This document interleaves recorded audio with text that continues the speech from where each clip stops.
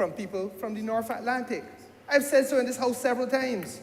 That is the reason why the African continent and the Latin American continent become exceptionally important. Because unless we reach out to them, Mr. Speaker, sir, we will forever be just a warm weather getaway, and we will see our tourism being very seasonal.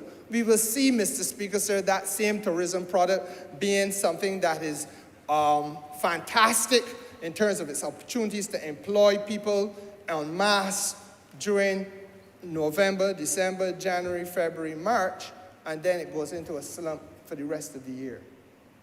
Whereas, sir, if we looked at the Latin American continent, we look at Africa, sir, we're able then to build out other frames, other aspects of tourism, sir, which lend the economy a dynamism that it must have.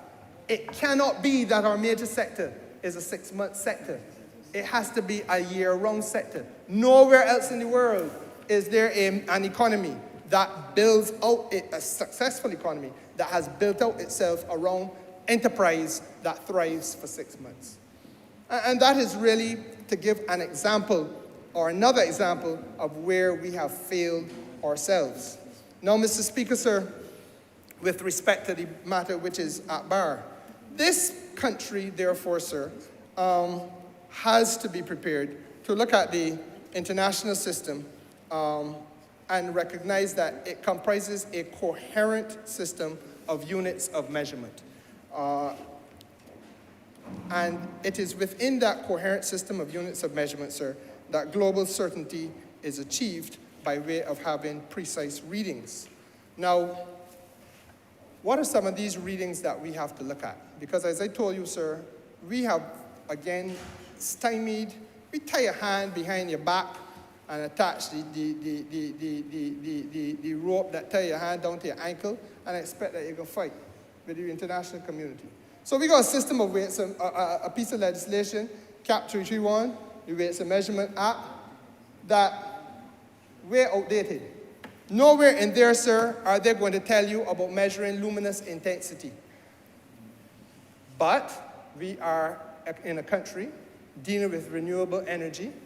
People are trying to make lighting in Barbados, and therefore, if you're going to make the lighting facility, you're going to sell that which you make, and you therefore must measure your luminous intensity. Does that make sense, Mr. Speaker, sir? But if you have an overarching piece of legislation that is silent on how you measure that luminous intensity, well, how does it help anybody get anywhere? So that the reality of where the economy and people in the economy are trying to go, as compared to where the law is, suggests that there's a gulf between the two, a chasm. So that you have to have now language in law that speaks to luminous intensity measured by way of the candela. Now again, Mr. Speaker, sir, that light bright, that's how we would suffice to say, that light bright. But you can only tell how bright it is if you're able to measure by way of the candela the luminous intensity. Equally, Mr. Speaker, sir, as I indicated to you before, we have toyed around for a long time with the measurement of length being the meter, and the measurement of mass being the kilogram, sir. It goes on and on. Our air conditioning and refrigeration people. We train young people here in air conditioning and refrigeration. We send them to school.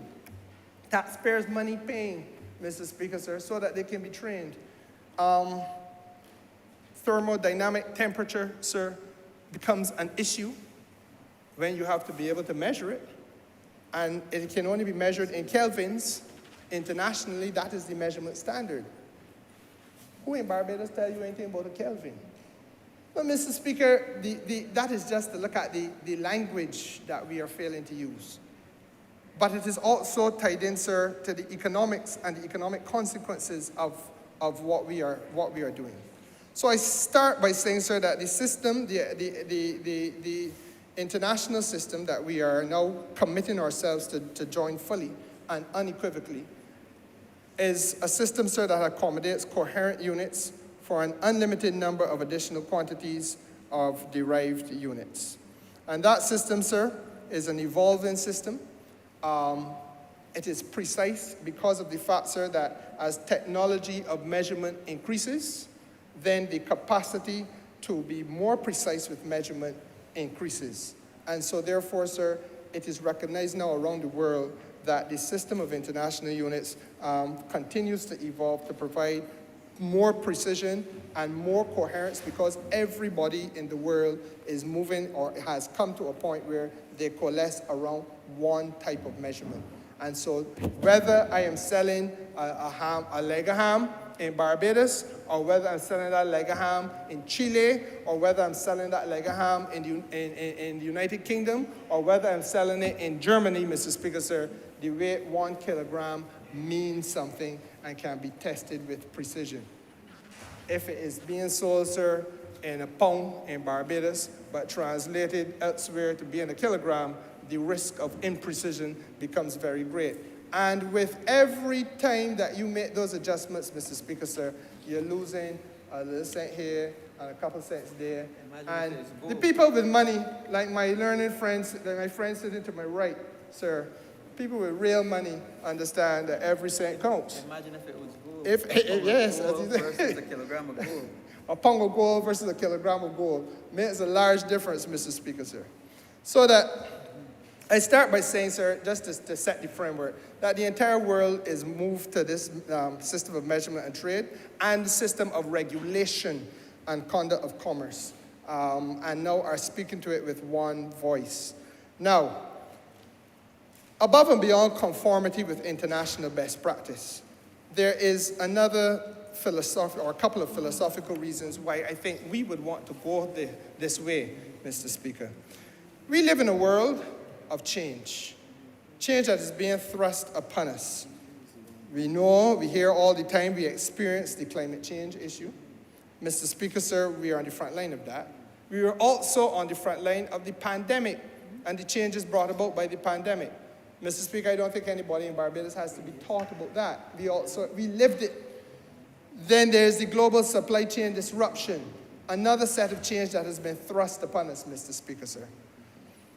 This system that we are trying to introduce today, or beginning the process of introducing today, offers certainty in a world of change.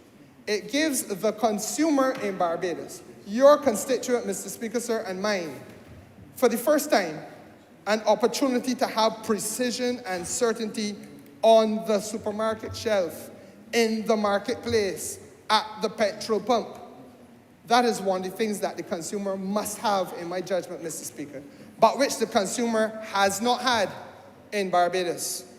The precision and the certainty that when they are doing their trade, when they're conducting their commerce, Mr. Speaker, sir, that the seepage that I talked about is not taking place, that the overcharging of a couple cents, that the undercharging that takes place to the detriment of the person who is doing the selling, in some cases, is not taking place.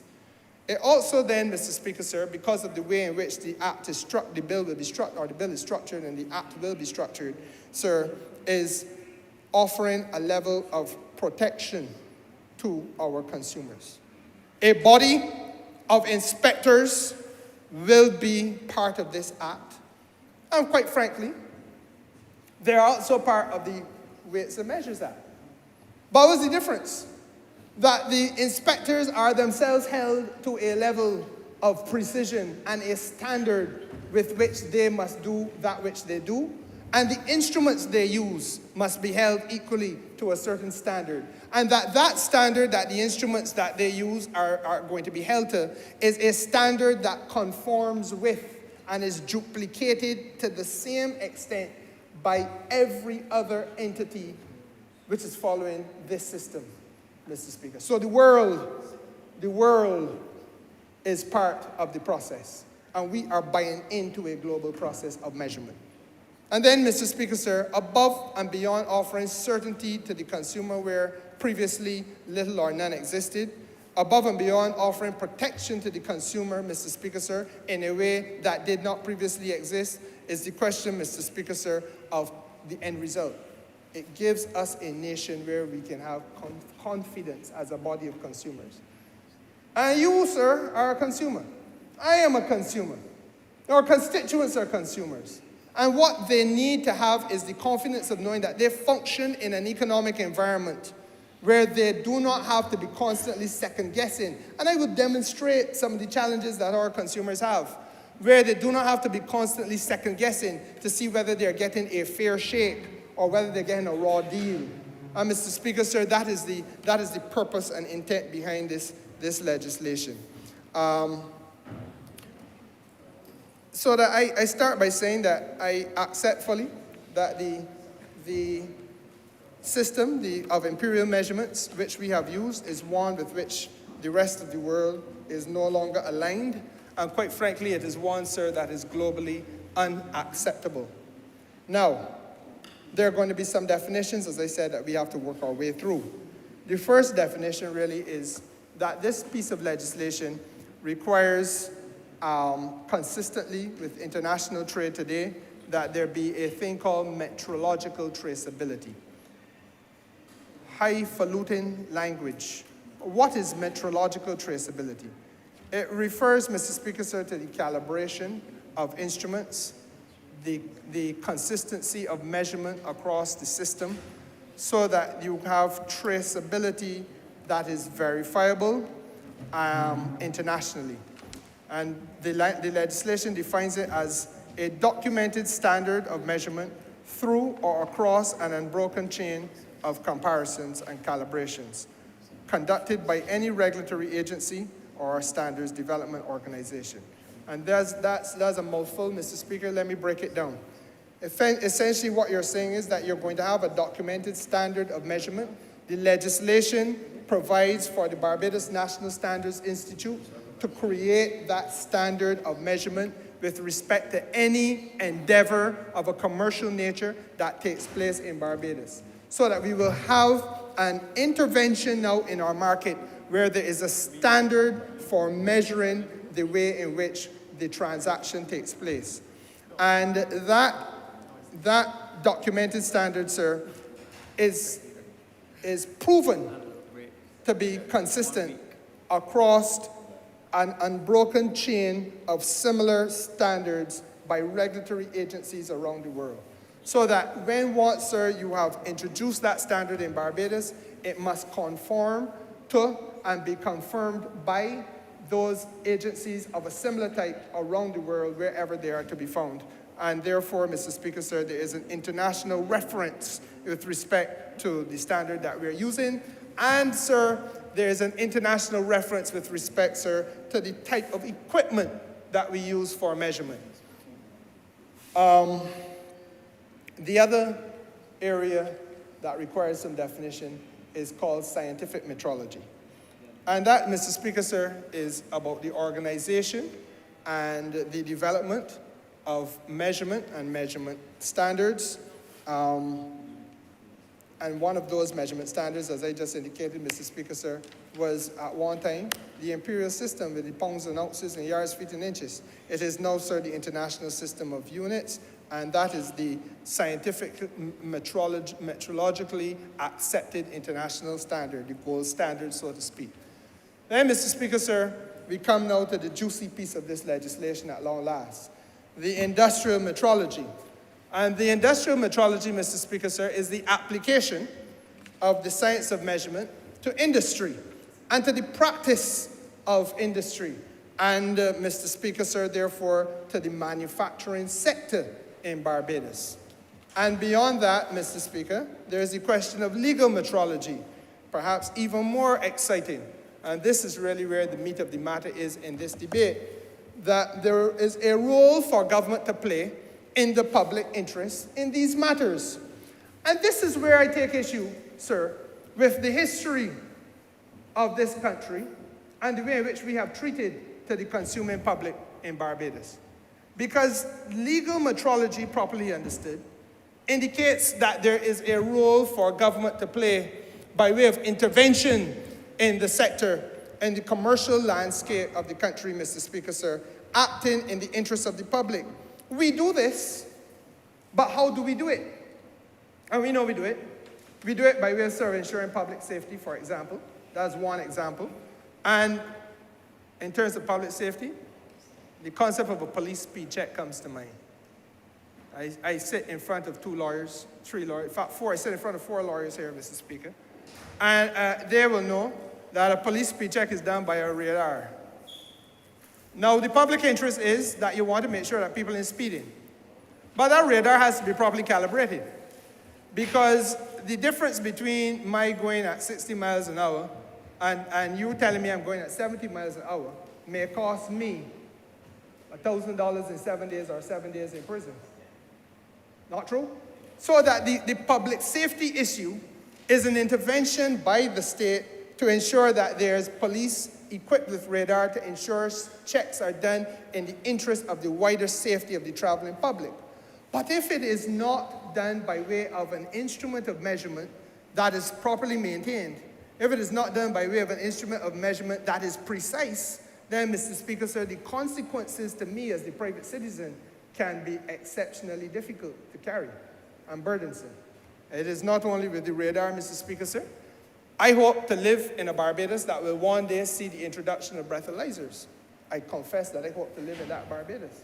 But, Mr. Speaker, sir, I also feel that the caution that must be built out around the introduction, and I'm not saying on the floor of this House that this government is ready to introduce breathalyzers. I am saying that I would like to see a Barbados in which they're used. But I also say that I want to be in a Barbados, sir, or anywhere in the world, that is using breathalyzers in a way that accords with the best practice in terms of the maintenance and operation, the standard of the operation of the breathalyzer, the precision of the measurement and calibration of the breathalyzer. Because there have been cases, as you're well aware, sir, of places where people are told that they haven't been tested for use of a breathalyzer, that their blood alcohol level is too high, when in fact it may not have been because the machine that is used for the testing is improperly calibrated. Consequences are 3 months in prison because you were driving under the influence of alcohol, loss of liberty, loss of income, deprivation of association with your family, etc., etc. So there are consequences to the citizen, Mr. Speaker, and that is part of where the role of government acting in the public interest comes in. It isn't only there. We've just come out of a pandemic phase. Hopefully it will disappear. But the fact of the matter is, sir, that it raised obvious public health issues. And there were, in the interest of the public health interventions relating, again, to measurement. So that we had all of a sudden the upsurge of thermometers, which are temperature thermometers, COVID-19 temperature thermometers. And we were all around Barbados, and a man take a little handgun, looking something, and point it to your temple, and no, your temperature too high, you can't come in here. No, your temperature good, you can. And Mr. Speaker, sir, part of the national conversation has not, and I hope will one day be, how are all of them, or how were all of them being calibrated? And against what standard? How efficiently was the calibration done? So that even though you intervene in the interest of the wider public, the intervention has to be, sir, consistent with standards of measurement, which are precise, which are double-checked, triple-checked, and quadruple-checked, not only here in Barbados, but by similar agencies around the world, ensuring that there is transparency and consistency of the standard being applied. And if that does not happen in any given country or in any given economy, Mr. Speaker, sir, it is cause for concern. And in similar ways, Mr. Speaker, sir, environmental protection, there are some parts of Barbados, for example, where people will complain and have legitimately complained about noise at night. I ain't talking about just a kite, I'm talking sometimes about effect and the music levels. So you call in the police, public interest again, and the police must come and they must do an analysis, sir. But with what? What are the mechanisms for them to measure noise level? And if they do exist, Mr. Speaker, at what standard are they being applied? And is the equipment itself being calibrated and maintained in a way to give certainty as to the measurements that are being used to determine whether your freedom to associate in the way you choose to associate, especially if it is an association that is earning you revenue, is being done in a manner that is not detrimental to your interests as a private citizen. You understand what I'm saying, Mr. Speaker? So there are a range of things. And frankly, some of the most fundamental areas of concern, and we take a lot of this for granted. This is not the stuff that you sit down and talk about in the barber shop or in the rum shop, but it has to be something about which we as a country now become very aware, because it even has implications for the capacity of the state to tax. And without tax, my constituents can't get roads fixed. Without tax, my constituents can't get street lights. Without tax, my constituents can't ride on the bus free. Mr. Speaker, sir, these are the realities. Health care is compromised. Education is compromised, Mr. Speaker. So, how then is measurement related to taxation? That is the difficult issue that people might not understand. It's where the conversation has to go, because it has never gone there before. And if we're going to build out an economy that is truly competitive, truly able to reach international standards, Mr. Speaker, sir, and best practices, Mr. Speaker, sir, and to avoid the doldrums of sluggishness that have locked us down for far too long, Mr. Speaker, then we have to be in a position where we have these kind of conversations. And so, therefore, enabling taxation must mean that calibration, sir, of the VATs and VAT, and the calibration, Mr. Speaker, sir, of the tanks, for example, in the rum sector, the rum industry sector, is something that can be done accurately so that you can tax on the basis of that which you are finding, and on the basis, Mr. Speaker, sir, of precision in measurement to ensure fairness not only to the Crown, well, I can't say Crown anymore, the Republic, the state, so as to get the revenue, but equally, sir, without unfairing or being in any way disadvantageous to the person in the private sector whose interests are being measured. Now, sir, this legislation, therefore, is breaking new ground because it's doing a couple of things which are important. The first is creating a comprehensive metrology act and putting an end to the dual system that now exists. As I said, a system of imperial measurements working hand in hand and alongside the system of international units of measurement. Then, Mr. Speaker, sir, the second thing that it does is to take us to the point where we have a decentralized model, and that is seen as a global best practice. The Barbados National Standards Institute under this bill will be charged as being the strategic trade facilitation partner for industry and for business enterprise. What does that mean? It means, Mr. Speaker, sir, that the Minister of Industry can now reach out to the Barbados National Standards Institute, or, for example, Mr. Speaker, sir, Export Barbados can reach out to the Barbados National Standards Institute, or any other agency, the Barbados Manufacturers Association, with a view to getting them to help work with them, the National Standards Institute, work with that agency, and making sure that the companies and the businesses that fall under the umbrella of the Barbados Manufacturers Association are able to lift their game and meet the standards that are internationally expected and are seen as best practices. That collaboration and cross-fertilization of effort, Mr. Speaker, has been woefully missing and absent from the landscape of the Barbados economy for far too long. In fact, the history of Barbados in recent times will show that there is a practice in our private sector of calling in the Barbados National Standards Institute for one or two little things.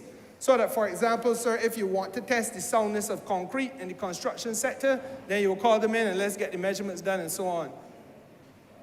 But it is not a norm across all areas of enterprise. In a truly competitive economy, Mr. Speaker, it must become a norm that is part and parcel of the daily endeavor. You are walking hand in hand with your national standards entity.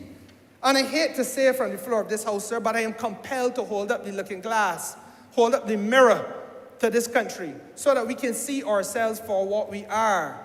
That on the day that I took my first briefing, Mr. Speaker, as Minister responsible for Commerce in Barbados, I was notified then that there were less than 40 enterprises in Barbados which had a working relationship with the Barbados National Standards Institute. And when you hear that figure, But then you recognize that there are close to 10,000 businesses operating in this country as registered as small, and several thousand others registered as medium and large, Mr. Speaker. I ain't even getting to the international business sector. Let's carve them out completely.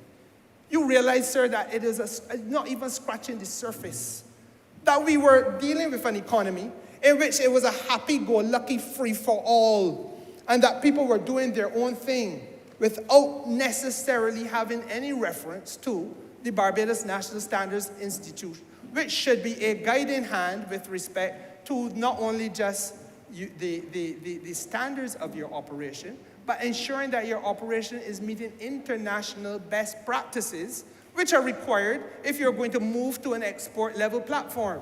But then we ask ourselves, why, Mr. Speaker? Why does the economy of the country continue to stand on one leg? Why is it that we are looking at tourism as being the panacea? We look in that direction, Mr. Speaker, sir, because in many ways we sell ourselves short by not investing heavily enough in the standards body, which is designed and created to make sure that you can do that which you do, not only with precision in terms of measurement, but in accordance with internationally expected best practices, which lay a foundation for you then to get past trade barriers and enter other people's marketplaces so that you sell the goods that you produce, that you sell the services that you provide across borders and earn the country foreign exchange. It is not a difficult concept to understand. But one of the stepping stones that we have failed to utilize, Mr. Speaker, sir, is that here in this country, we had one of the region's first, if not the very first, National Standards Institutes. But it is also, prior to now, one of the most underutilized because there was, in the private sector, a view that this was not a priority. Now, I beg the question of you, Mr. Speaker. How do I get my goods into the marketplace in Europe? How do I get my goods into the marketplace in Latin America or in Asia, sir, if I am not going to become familiar with the expected level of standard required by that market that is being asked to host and accept my good or my product or my service? And if I am not familiar and I don't have any entity working with me in order to make sure that not only that I become familiar, but that I can become compliant with the expected standard, then, Mr. Speaker, sir, my capacity to function to the maximum ability is compromised. Not a difficult thing to understand, I submit. But, Mr. Speaker, that is the road that we were walking.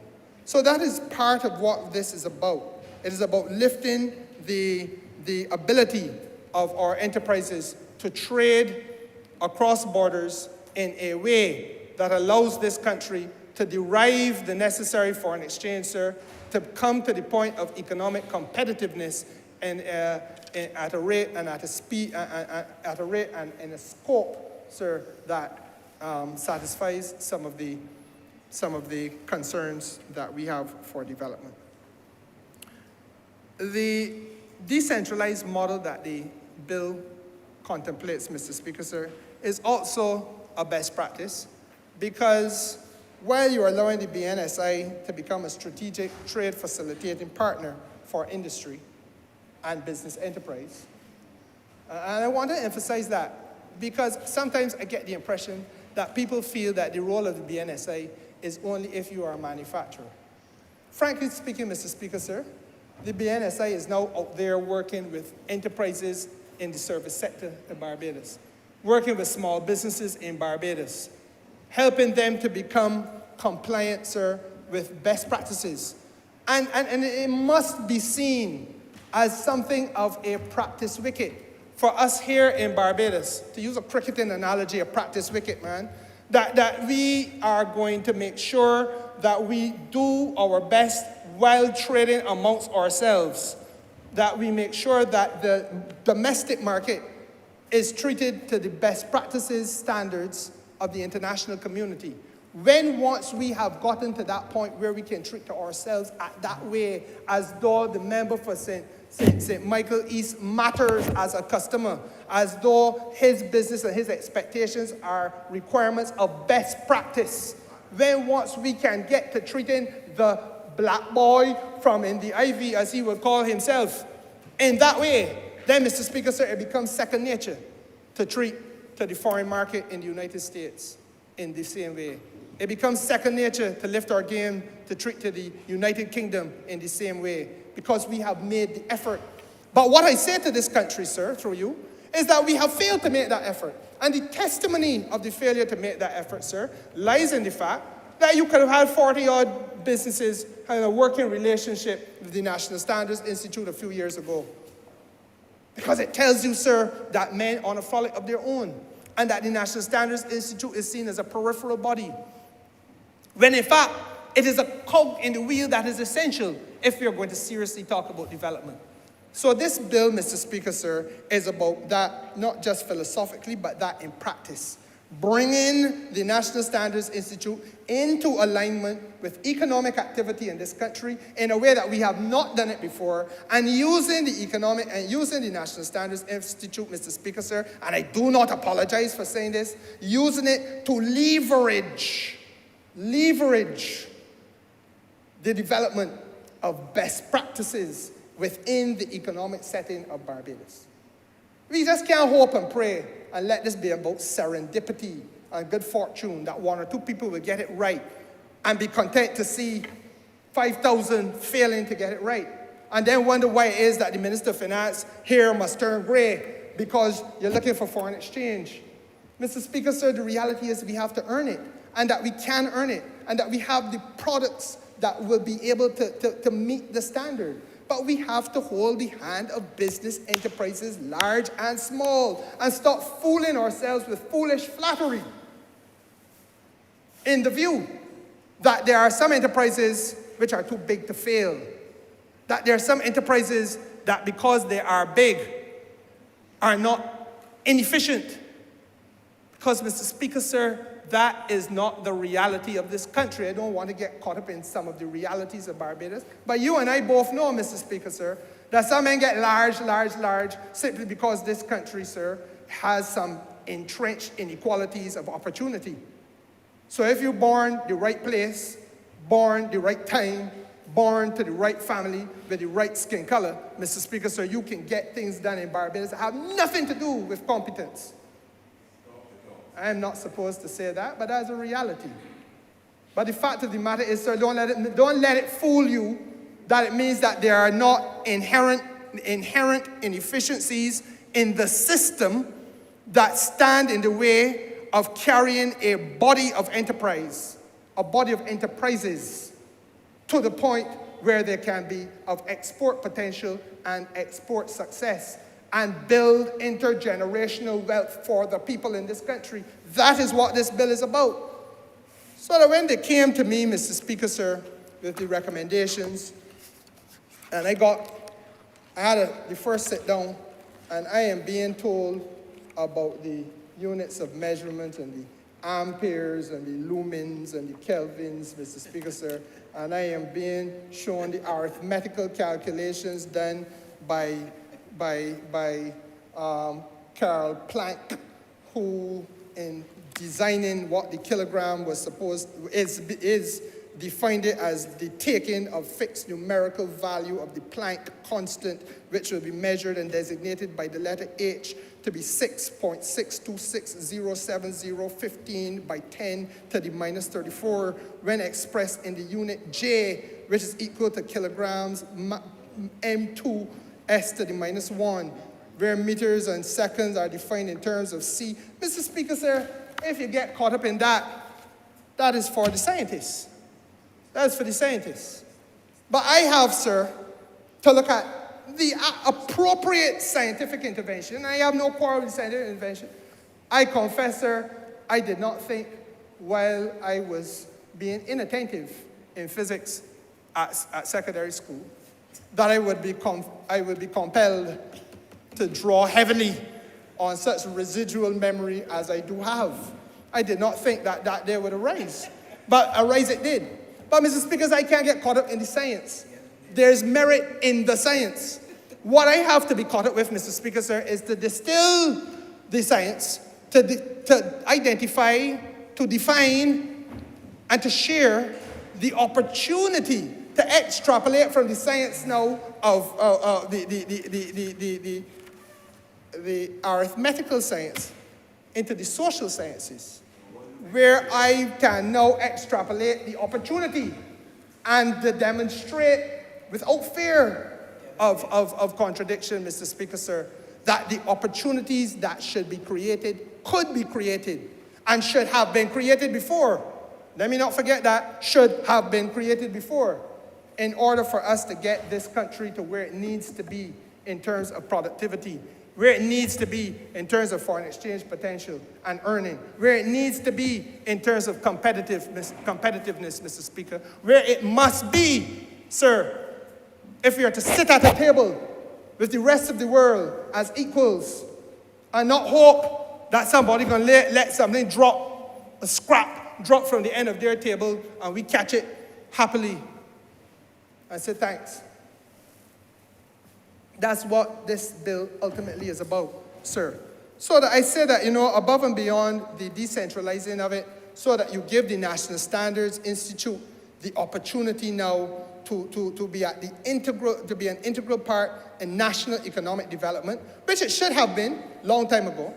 It must also be, sir, that we take the Department of Commerce and Consumer Affairs and allow it to perform a regulatory function, Mr. Speaker. And that regulatory function is defined in this bill as a National Legal Metrology Authority. And that is, in simple layman's language, there must be an authority in Barbados at long last.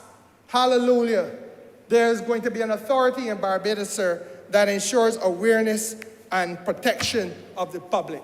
Awareness by the public and protection of the public, Mr. Speaker, sir, from some of the tragedies that take place in this economy, some of the infelicities that take place in this economy, Mr. Speaker, sir. And that is part of what this has to be about. Now, I feel, Mr. Speaker, that, despite the obvious complexity associated with the legislation, and I should pause while I'm here to say that I inherited this, sir, as something of a work in progress. My friend who is now returned to the House, the honourable member for St. George South, would have, in the initial stages of this, as I call it, the complexity, been in the chair. I know, Mr. Speaker, sir, it is again part of what this administration is about. The Prime Minister likes to say that it's like a vacuum cleaner administration. We clean up, clean up, clean up. But we won't just clean up, sir. We've got to build out, create new opportunities. Opportunities that exist now for ordinary people in Barbados that want to earn a living, that were told that they have no choice but to wait for a politician to get them a job. I stood in this chamber, Mr. Speaker, sir. You were not about here then. The honourable member for St. Thomas wasn't here at the time. The member for St. Michael East wasn't here at the time. When a member stood in this place, Mr. Speaker, and talk about, if you want to talk about jobs, tell me who I should send home. Because he was Lord and Master in command of your destiny. That employment was about a politician either sending you home or bringing you in. And to be in any way or form hoping to see survival, you therefore bow and scrape and lick the boots of a political figure. That's what we're about, Mr. Speaker, sir. We're about bringing legislative interventions that facilitate the growth and the development of opportunities in Barbados for categories of our citizens who have been underserved through decades. Underserved and kept underprivileged, Mr. Speaker, sir, through decades. That is what this is about. And so therefore, despite the complexity, sir, I have to invite you to bear with me because I want you to understand the practical commercial value of what we are doing. So I go back to some of the difficult definitions. There's a concept in here, sir, called a working standard. That has to be set by the Barbados National Institute, National Standards Institute. this concept of a working standard.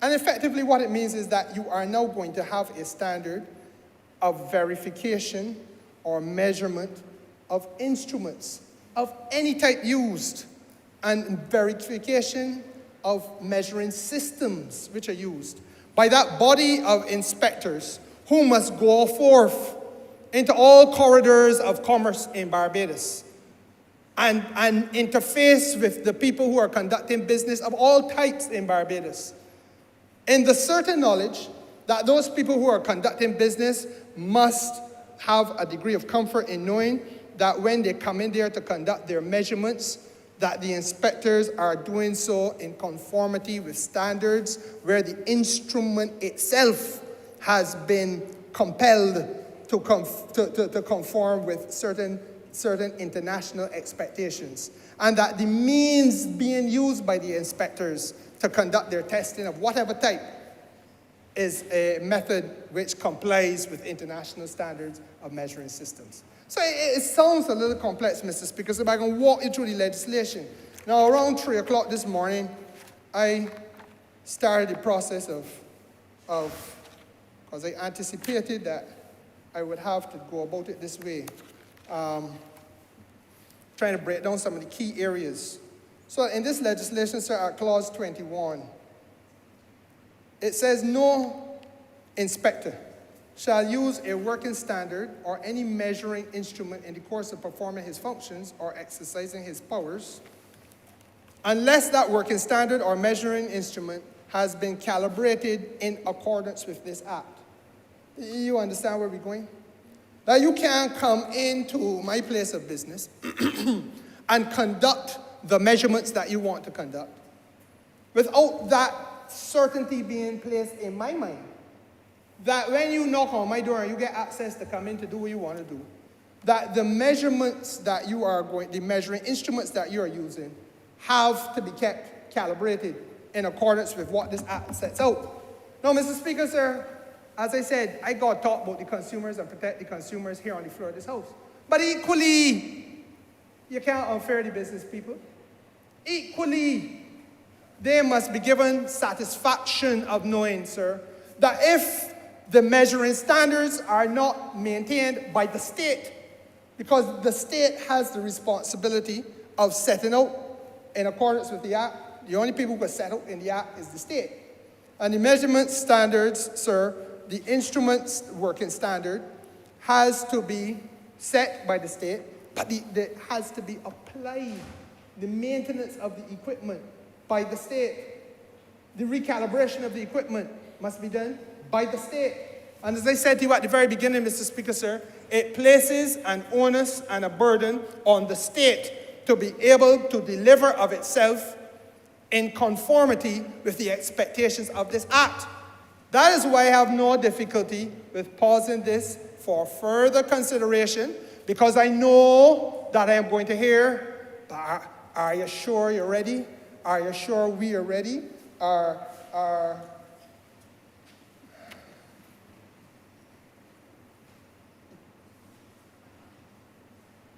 Sorry, Mr. Speaker, sir.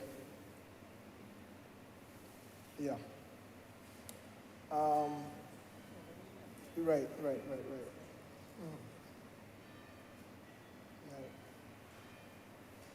Okay. So that, Mr. Speaker, sir, yeah, the question that I will be asked is, are you sure you're ready? Are you sure that we are ready?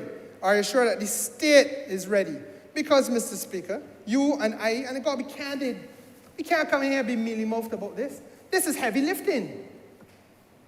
Government, it is commonly understood in Barbados, has a history of bad maintenance of everything. It is commonly understood. Vehicles in government, who says that they're well maintained? Buildings in government, who says that they're well maintained? The facilities offered to the public by government, community resource centers, etc., who says they're well maintained? So, Mr. Speaker, sir, we are placing a burden, but we must. We have no choice, sir.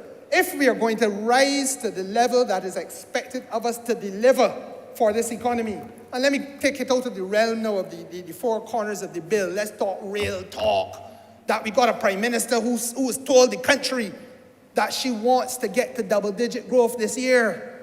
Well, we know that the double-digit growth can't come from one sector alone. We know. So therefore, it got to come, Mr. Speaker, through the efforts, the dint of labor, my friend, the Honourable Minister for Industry. We got the dint of labor, Mr. Speaker, sir, in the energy sector, which I have the privilege to lead. The dint of labor, Mr. Speaker, sir, through the housing sector. Again, my friend, for St. George South.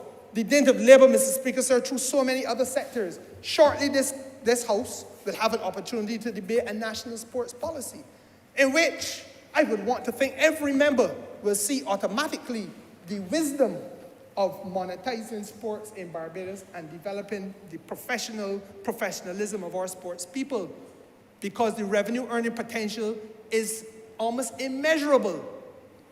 And sir, those are the kinds of developmental conversations that we have to have.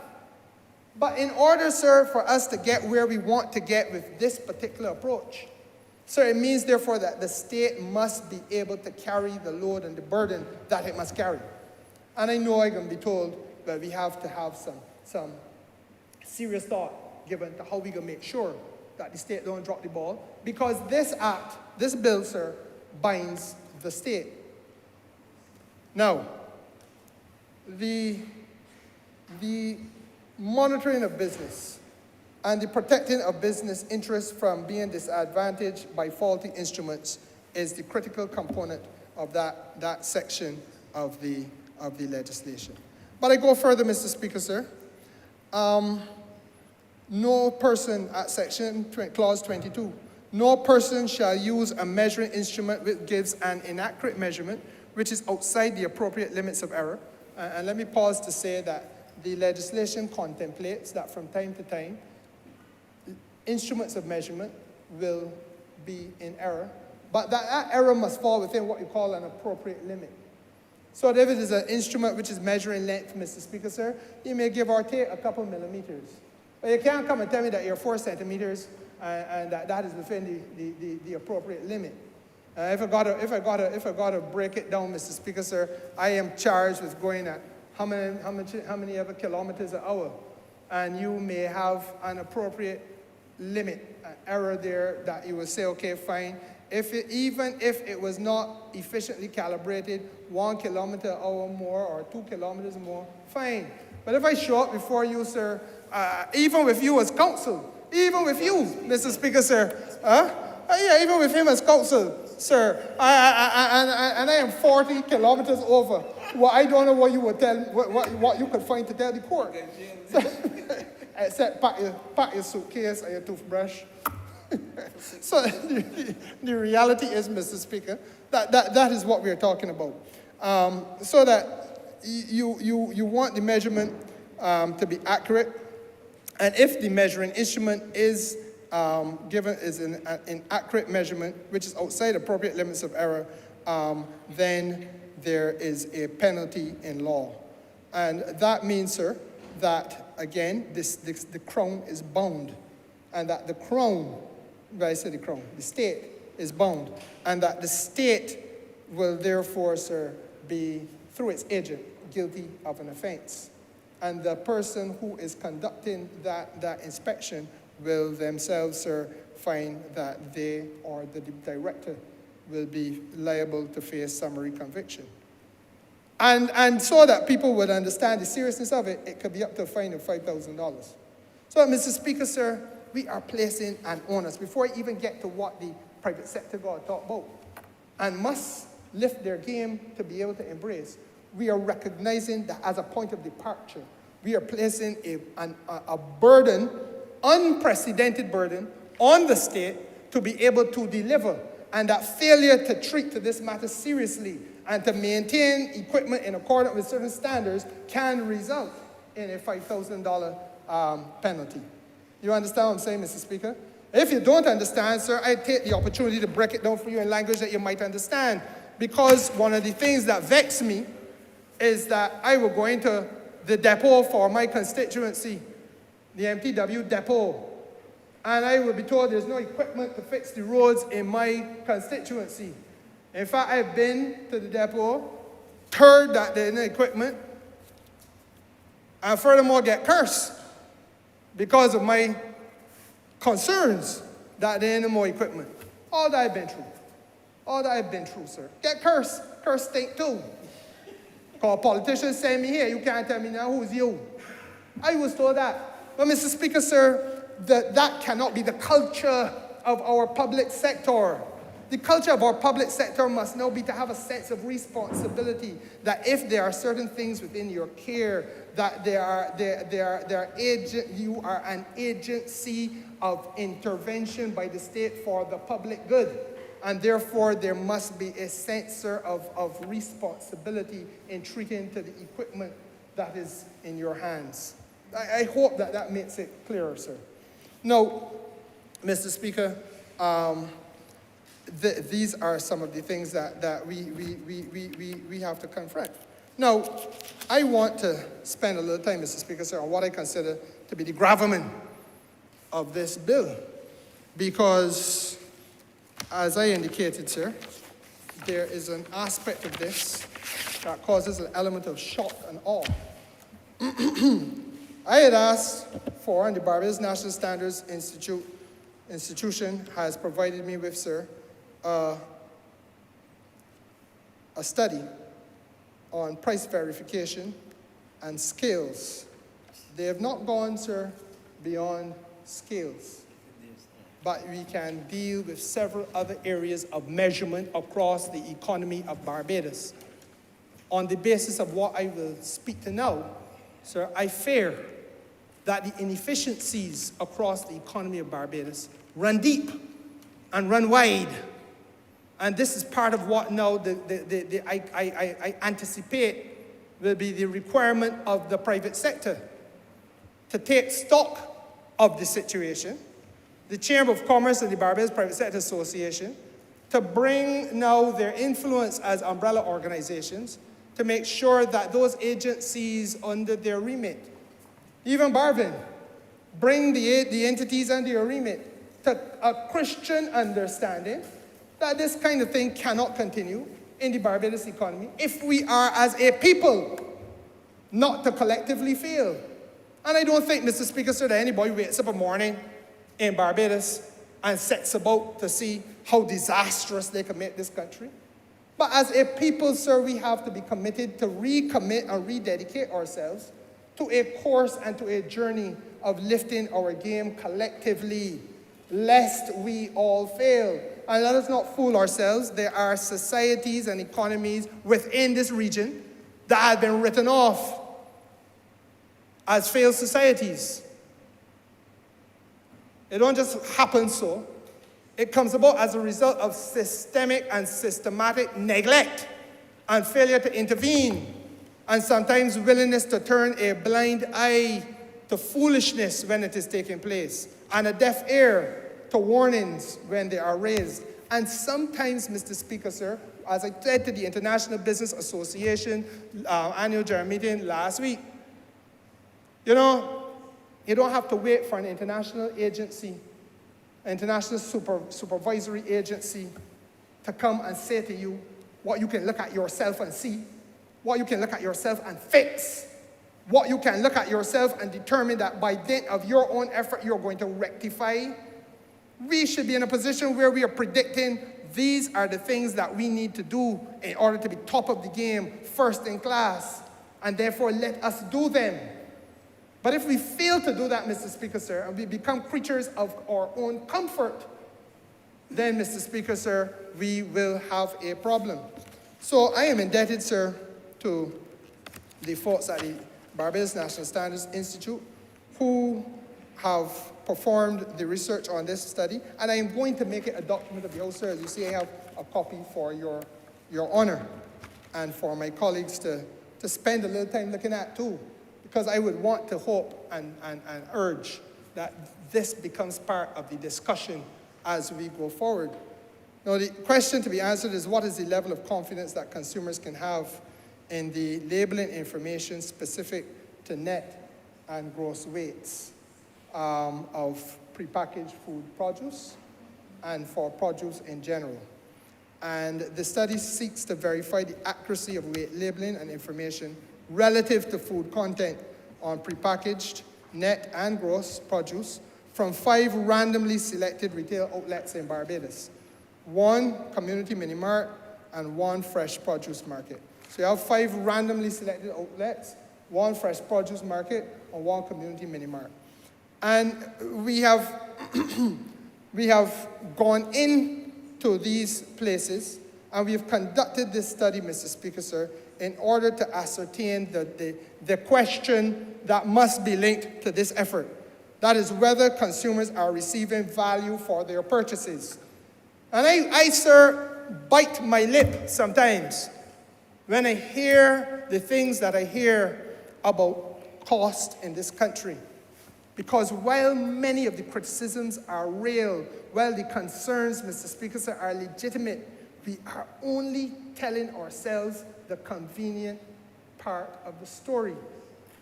What we have to be prepared is to have a holistic discussion about the way in which consumers are being affected in terms of value for their purchases with respect to pricing in Barbados. And this is an example of it with respect to food. Now, the methodology, sir, I believe you're a social scientist, so you will have some immediate understanding that if the methodology is bad, the whole thing is flawed. And I, sir, it would be remiss of me to bring a flawed survey to you. So let me start by saying that we looked at online retail store price surveys, telephone retail price surveys, so you call in, and on-site retail store price surveys, so that you go into the store itself to verify that which you find. Now, Mr. Speaker, sir, the methodology then took us to the laboratory activities. So the Barbados National Standards Institution uses its laboratory activities, sir, to assist with this survey, which the Ministry of Commerce needs to have done. The samples were weighed to confirm the gross and net weights, and the data was recorded for quantitative analysis. We looked at not only dry goods, sir, but we also look at chicken and we look at fish too, so that we get a mix of what the consumers are going to be purchasing, Mr. Speaker. And the measurement devices used within the laboratory included recently calibrated scales. And so therefore, sir, the question of precision, balance, and so on are not an issue. Because the National Standards Institution, before they do it, made sure that their house was entirely in order. As it must be, because this is the only way that we can get folks to understand the crisis that we are facing. Now, Mr. Speaker, sir, as I said, I'm going to make it a document of the House. The first sample product is a product called Mum's Sugar. The labeled net weight, sir, of this sample product was 1,800 grams. The recorded gross weight, sir, was 1,696.3 grams. Are you with me? The labeled net weight is 1,800 grams. But when you put the sugar and the package on top of the scale, recently calibrated scale, you have a sum total of 1,696.3 grams. That is 103.7 grams of difference that the consumer is paying for. Now, Mr. Speaker, so this is why I talk about seepage. This is why I talk about the need for us to take sensible steps to intervene in a marketplace in the interest of protecting the consumer of this country, sir. I think it is a very dedicated issue, our matter that we must deal with in a very dedicated way. I honestly believe, Mr. Speaker, sir, that while this legislation will bring about serious penalties, before we start to talk about approaching anything with a big stick in Barbados, we have to have the educational conversation at all levels. I began, sir, by saying to you that whether you are the loftiest, highest, and most productive and respected exporter and manufacturer of product in Barbados, or whether you are the little old lady granny working with a little small scale in the marketplace, sir, the conversation must include all bar none. Because where we have to come to is a point where we understand as a country. We can look each other eye to eye and understand that this kind of thing, yeah, it can happen by mistake. This kind of thing can happen by mistake. But let us try to eradicate the mistakes.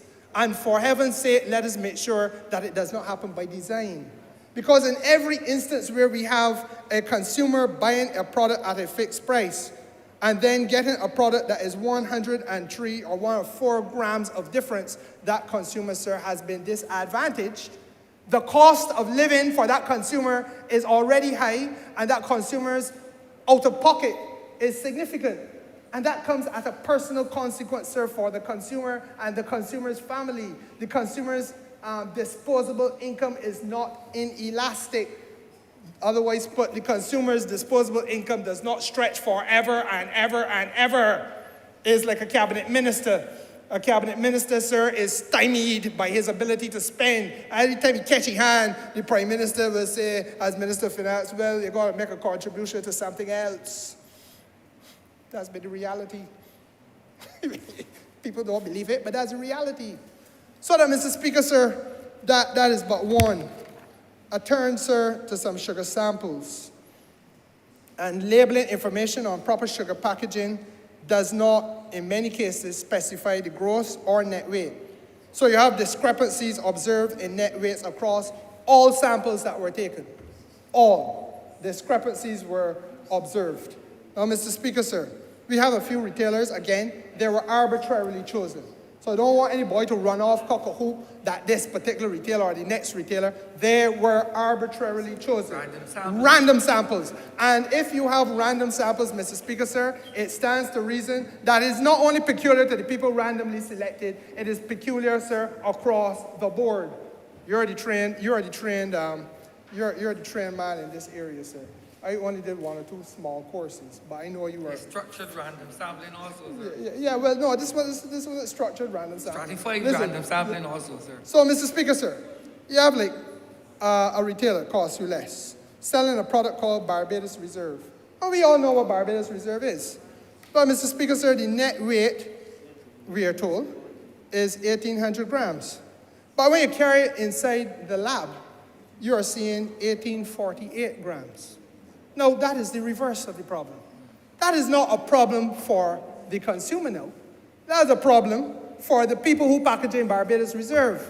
My friend, the Honourable Minister for Industry, must be legitimately concerned that we are exporting product or preparing product that could be exported, but that you are charging on the basis of one weight, but giving away the people money because 48 grams gone for free. Same thing, Mr. Speaker, sir, when you're going at Massey, Barbados Reserve, net weight 1,800, in this case, the recorded weight 1,842 grams. Now, Mr. Speaker, sir, this is why this bill is so important, because it comes back to the need for us to introduce into this country a level of precision in the measurement of that which we do and the conduct of our commercial affairs. It tells another problem there now, that you have Barbados Reserve being packaged, and that in spite of it being packaged by one entity, you are getting a weight told, a weight displayed and indicated to the market of 1,800 grams, but sometimes it might be 1,842, another time it might be 1,848. And there's another one before me, Mr. Speaker, sir, Carrollton, where it was 1,849. So, again, the issue here is the imprecision and the failure, sir, to take the necessary steps, not to protect the consumer, but to protect yourself as a commercial interest. You understand what I'm saying? So that when you take this situation and you look at it, then you will understand why the problem cannot simply be, oh, the government taxes are too high, or the cost of electricity involved in manufacturing is too burdensome, or there are too many overheads for us to bear. The labor market, the people ask, the unions want more money for the staff, but we can't find the money for them. Mr. Speaker, sir, the regulations are not necessarily the issue. All of these things may be legitimate concerns from time to time. But what we have failed to do is to drill down to see where the inefficiencies may exist at the core of business operations. That is part of what we have to get right. Because the more of these inefficiencies we are able to unearth, the more we become satisfied among ourselves, sir, that we can and must do better. Now, Barbados reserves at Popular, however, sir, was for the same 1800 net package, recorded in the lab at 1,686.4 grams. This is the complete opposite. Now, don't laugh, Mr. Speaker, sir. This is not a laughing matter. Because, sir, the inaccuracies reflect heavily on the capacity of enterprise to do business properly. It reflects, Mr. Speaker, sir, on people robbing themselves. It reflects, Mr. Speaker, sir, on people disadvantaging the consumer. It reflects, Mr. Speaker, sir, on our inability through a lack of precision and proper systems of measurement, sir, to protect this economy from losses and seepage. That's what is reflecting. And we have to do better. Now, Mr. Speaker, it didn't end there. I talk a little bit about bottled water.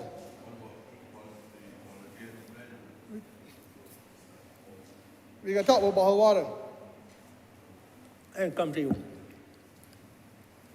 There's a product, sir, called Glacial Pure. 500 milliliter bottle. Gross weight and net weight of a bottle of Glacial Pure. Gross weight of Glacial Pure was 521.118 grams. Net current volume of Glacial Pure is supposed to be 500 milliliters. The weight of the empty bottle is 25.658 grams. So that, Mr. Speaker, sir, again, you see the disparity between the 500 milliliter and the actual volume. I want, sir, to go on this matter. The weight of the empty Glacial Pure water bottle, the gross weight and empty bottle weight show a small difference in net weight compared to labeled milliliter content labeling. So that 521.118 minus 25.658 equals 495.46 grams, as opposed to, or 495.46 milliliters, as opposed, sir, to 500 milliliters. Now that could be within what you would call a reasonable zone of error. But again, sir, that is part of what we are dealing with, the difference in net content of the bottled water in that particular sample. So then you go, sir, from that one sample, sir, to a wider sample, the random sample, where you're looking again at Carlton and Massey and Poplar and Chanel. And for the 500 milliliter bottle of Glacial Pure, at Massey, recorded lab weight, when you take it from Massey. This ain't got nothing to do with Massey, no, because Massey ain't packaging, ain't bottling it. They're just selling it.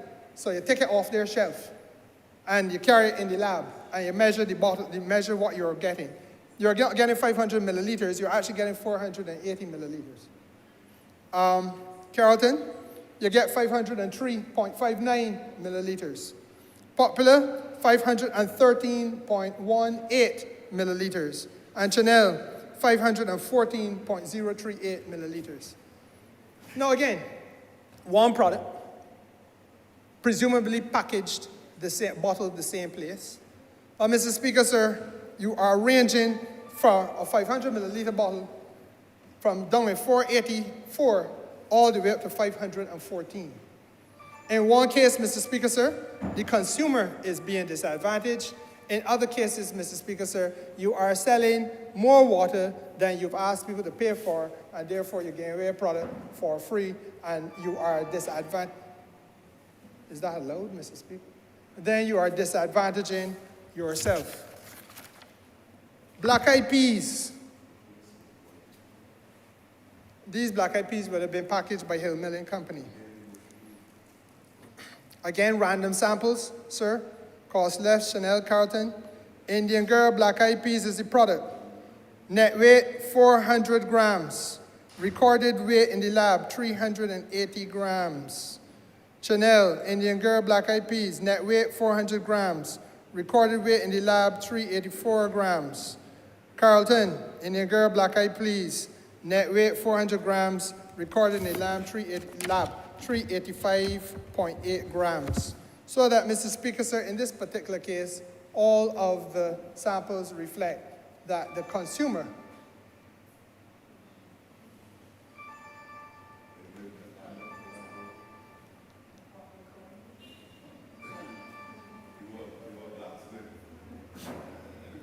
but Niger got to take it outside, though, you can't. All of the samples reflect that the consumer, sir, will be being disadvantaged in this regard. Now, sir, the point that I want to make here is that if I go into a supermarket as a consumer and I buy these products, and in each case I buy a product where there is this kind of situation, where I am being charged for something, but because of failures to have proper measurement systems implemented and superintended, then, Mr. Speaker, sir, I am paying more than what I get. I am paying for product I do not receive. Then, Mr. Speaker, sir, I am put in a disadvantageous position. And if you take that one individual and multiply him, sir, by 200,000 others, you realize, sir, the extent to which the consumer in Barbados is placed in a disadvantageous position. But what is worse yet, when you realize the extent to which people are being charged for goods they do not get, you understand, Mr. Speaker, sir, the way in which private enterprise is taking the skin off of the back of the consumer. This is what this piece of legislation, sir, is designed to correct. This is the kind of intervention, sir, that we are trying to bring resolution to. I give you another example. English potatoes. Again, sir, net weight, in this case, sir, bag of English potatoes, 226.796 grams. That is the store measurement inside Massey store. 226.796 grams. When that bag was taken to the lab, 2022.02 grams. So that, Mr. Speaker, sir,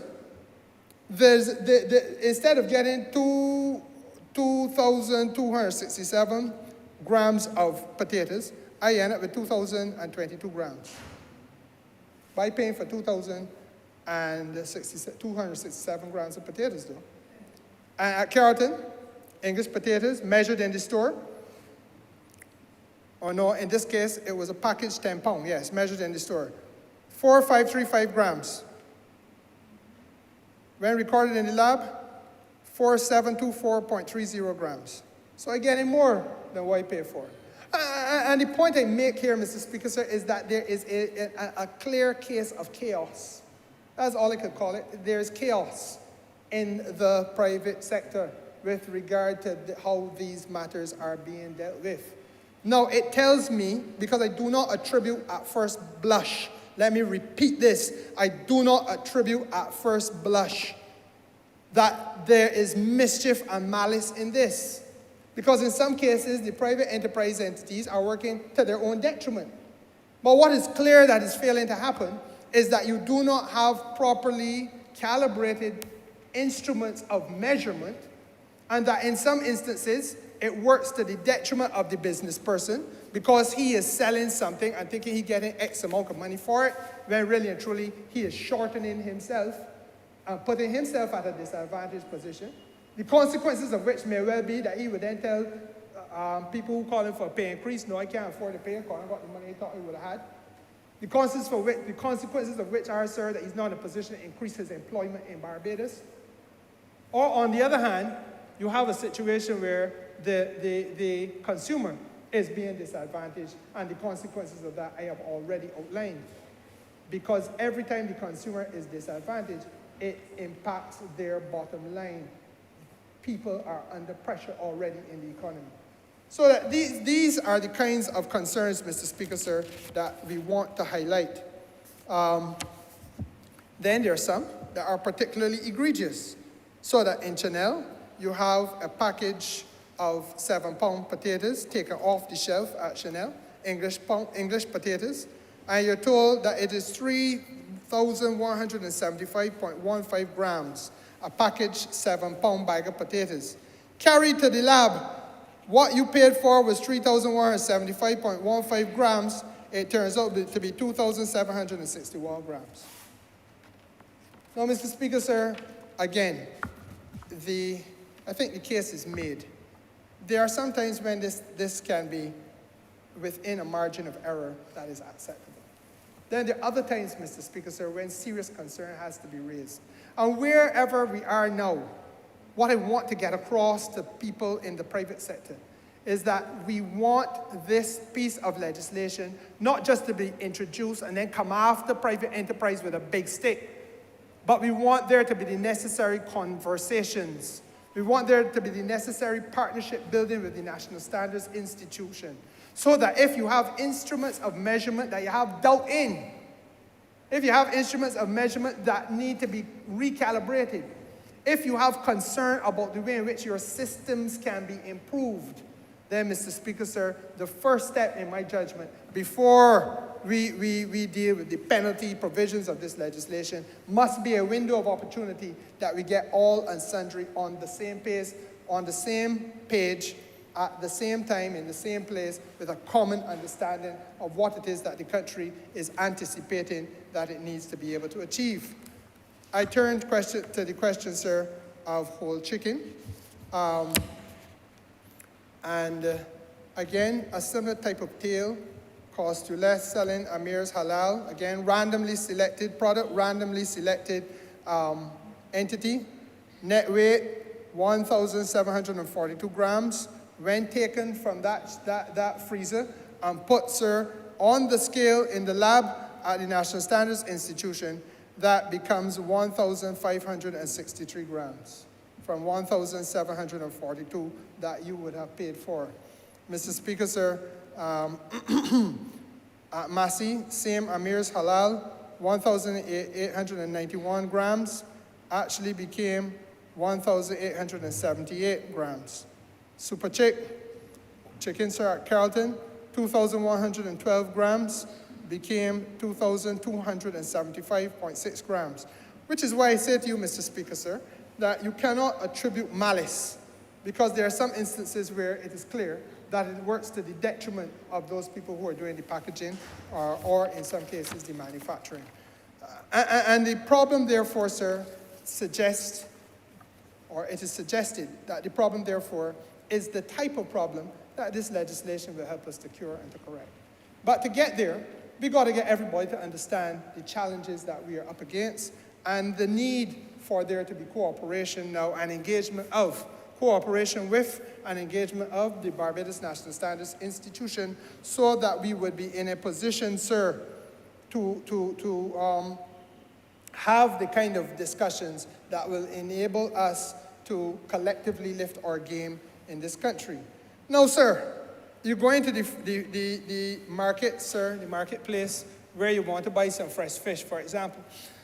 And I think that this is really where we have to have even more robust efforts at having the kind of conversation we need to have. Because they say, you know, the data does not lie. And what the data suggests to me, Mr. Speaker, sir, is that there may actually be administrative practices which have to be corrected. And I don't want anybody for a moment to make the mistake of believing that because in the same way that a big supermarket will have an administrative practice, don't believe that a small vendor don't have an administrative practice too. It is just a different scale. But there's a way in which you operate as a vendor, and there's a way in which the supermarket operates. There are certain things that you do or do not do as a large player, and there are certain things that you do or do not do as a small player. That's what I'm talking about with administrative practices. But the only logical explanation, Mr. Speaker, sir, outside of wickedness, and I do not attribute this to wickedness, Because as I said, sometimes you work to your own detriment. So you don't want to be wicked, you'll be wicked and foolish as well.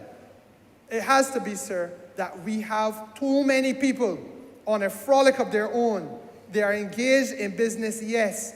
This is a good thing. They're trying to be entrepreneurial and commercial, good thing. But Mr. Speaker, sir, they need the necessary guidance, which has not, before this type of intervention that we're bringing to the House now, been available to the private enterprises in this country. So if you go in the Cheapside market, sir, as they did, and they called for a dolphin, Mr. Speaker, sir, and the net weight of the dolphin, 8 pounds was requested.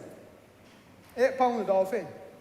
But then you leave the market, and you go from the market to the BNSI lab, and you put that dolphin on the scale. Instead of getting 3,628.74 grams, which is the 8 pounds, you get 2,200 grams. Now, Mr. Speaker, sir, the customer get unfair. Your constituent get unfair, though. What are you going to do about it? The solution has to be that we must now not just engage at the level of manufacturing in Barbados, but we got to engage at the level of the marketplace too.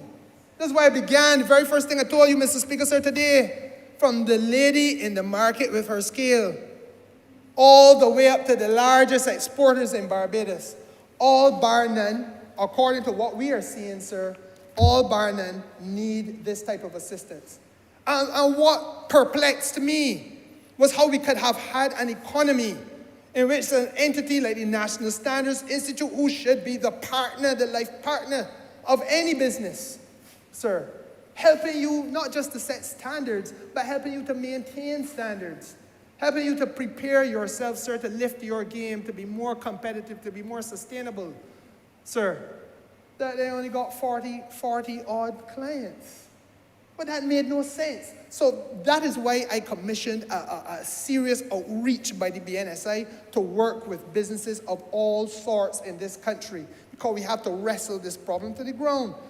But that's just by going, the example I give you is about going into the marketplace, Mr. Speaker, sir, and calling for the dolphin.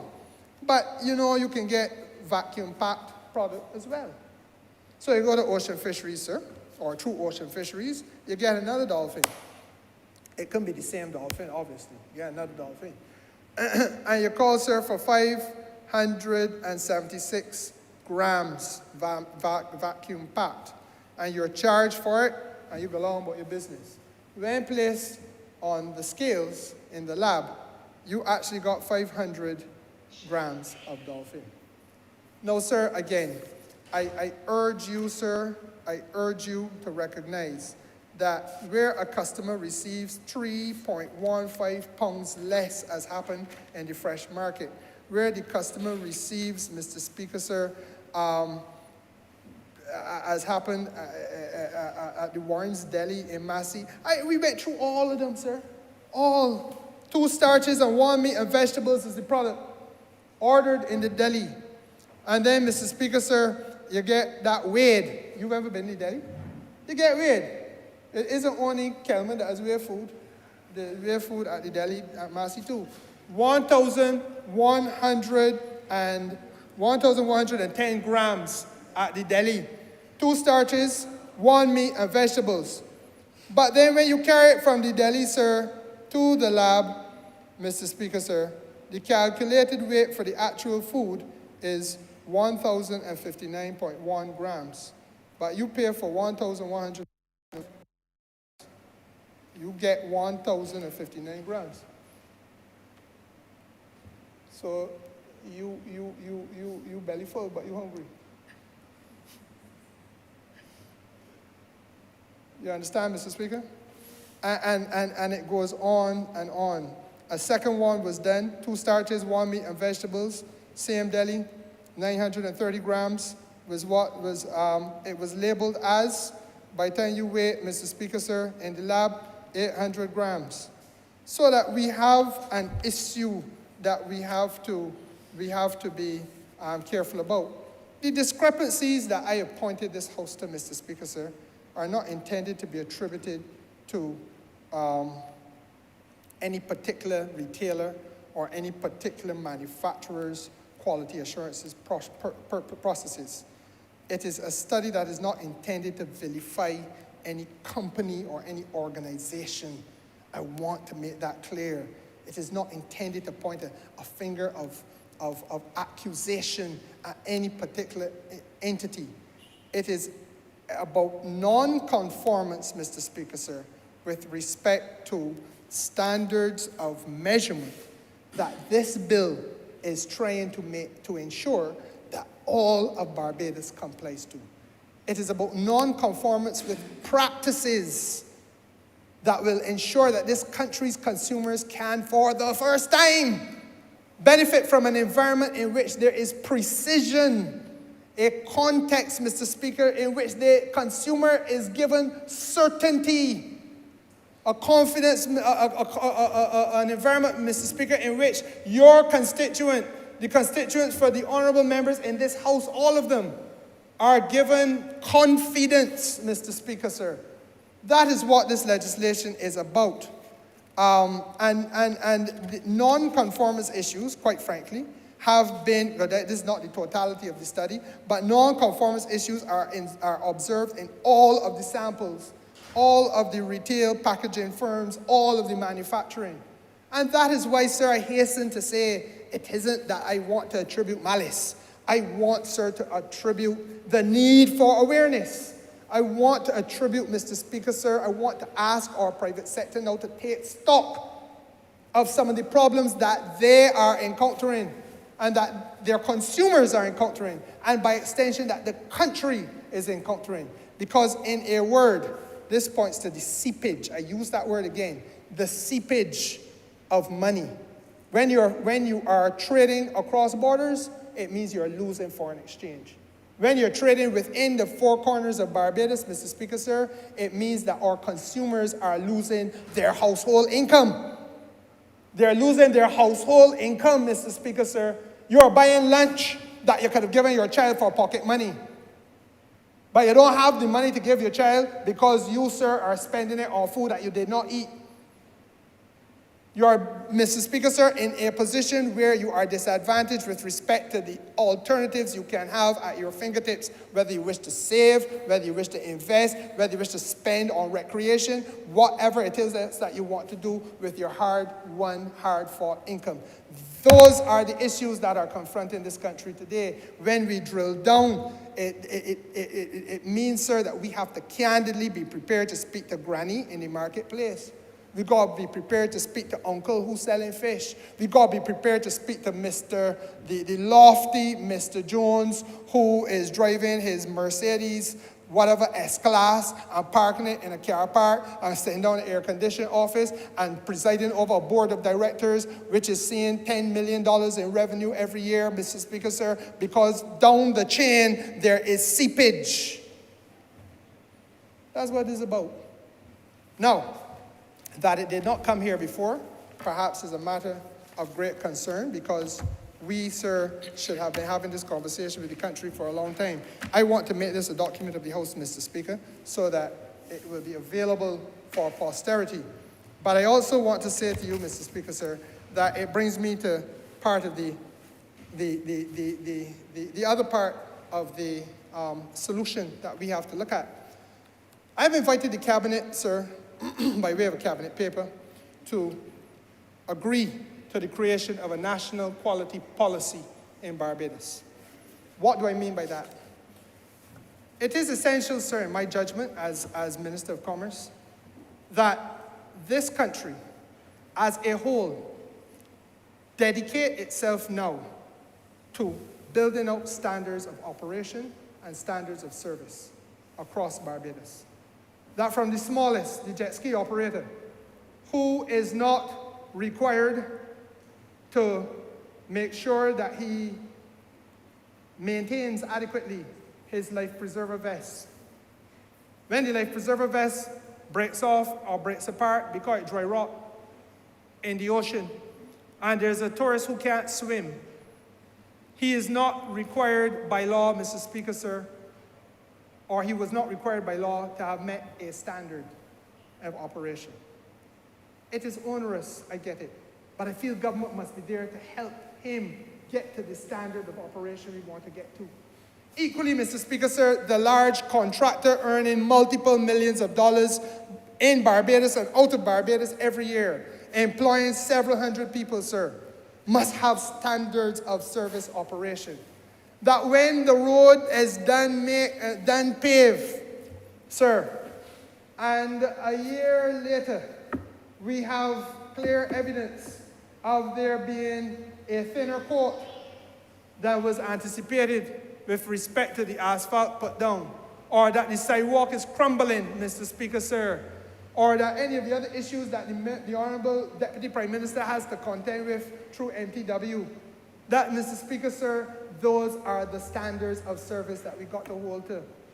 You and I, Mr. Speaker, sir, at the bar, that these are there is none, bar none. Let us not try to find loopholes or ways to exclude anybody. The country must have a national quality policy, in my judgment. And that national quality policy, sir, has to be set by a committee, probably led by the same National Standards Institute, of persons who will help us not just to structure it, but give us as a country the opportunity to build out the way in which we can live it and enforce it. It is only through that collective endeavor, Mr. Speaker, do I genuinely believe that we're going to avoid this kind of thing that I had to present to the House today. It is all well and good to say that we are going to join international agencies. In this case, Mr. Speaker, sir, I think they call it the Convention du Mètre, which is the International Standards Measurement Agency. Mr. Speaker, it is all well and good to bring in new legislation, which will, in this case, go as far as to bind the Crown and hold the Crown liable, hold the state liable in the same way that we hold others liable, sir.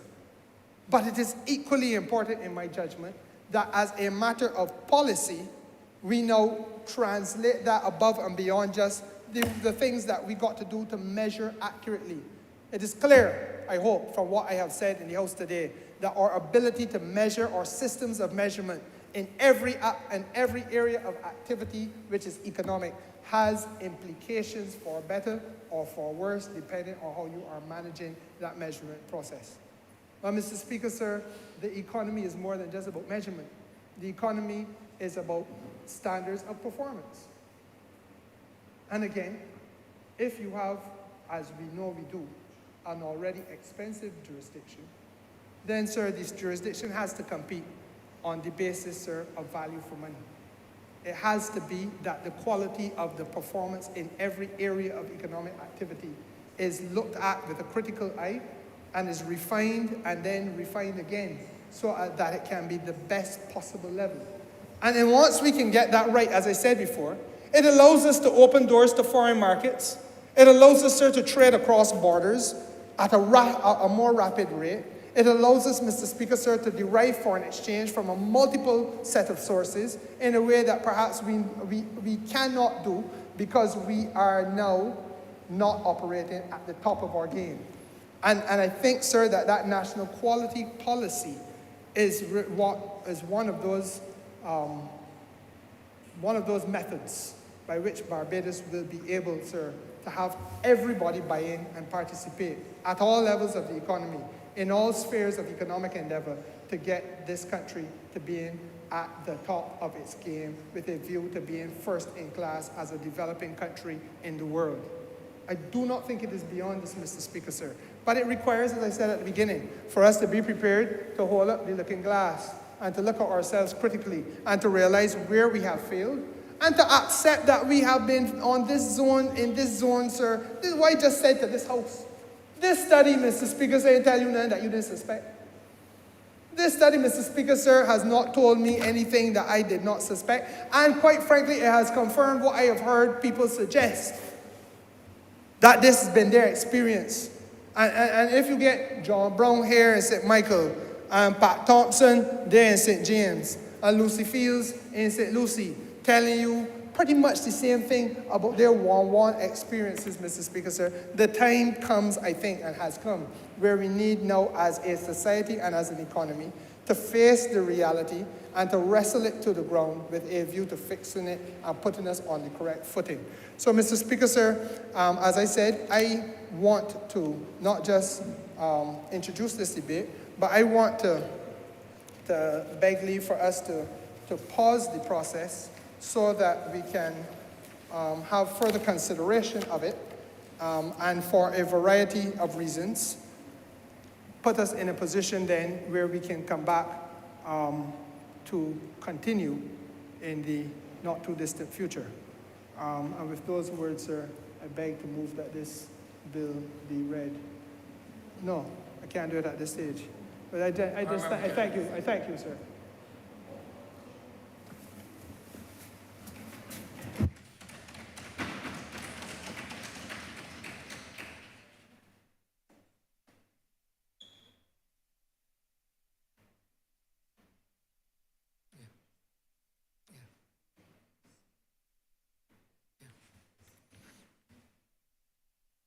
Honourable President James Central. Mr. Speaker, sir, I beg to move that further consideration of the bill be postponed.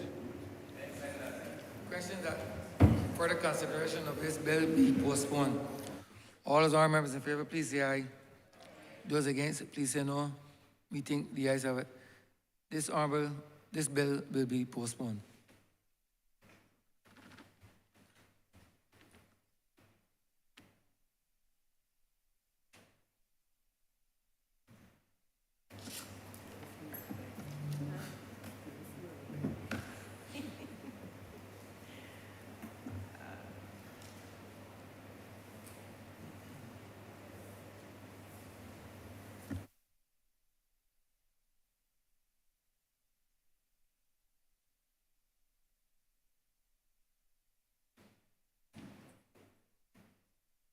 Honourable Leader of Government Business. Thank you, Mr. Speaker. I beg to move the suspension of the House until 1:45 p.m.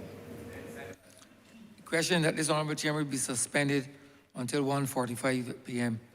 All those honourable members in favor, please say aye. Those against, please say no. We think the ayes have it. This honourable chamber stands suspended until 1:45 p.m.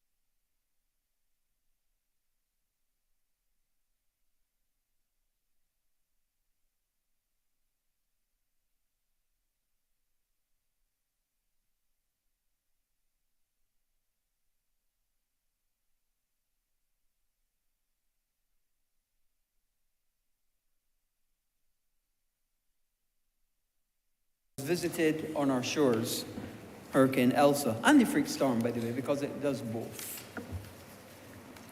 And then the second part of it is to change the purpose of the catastrophe fund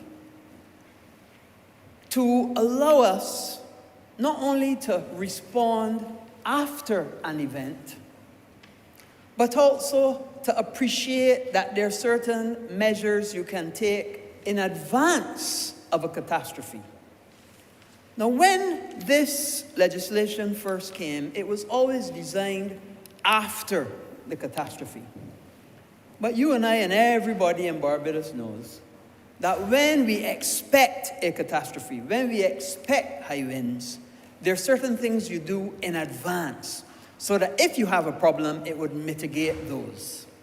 And that is what we're seeking to do in this bill. So two aspects to it. The first aspect is to pay agencies like National Housing Corporation, Urban Development Commission, Rural Development Commission for the work that they would have done to expend with the catastrophe that we had in the freak storm and Hurricane Elsa. In the past, the catastrophe fund only was set up to pay businesses and individuals, but never as en bloc as this is seeking to do. And the second and more important part, to my mind, is to be able to give people an opportunity to prepare in advance of a catastrophe. And I'll give you an example.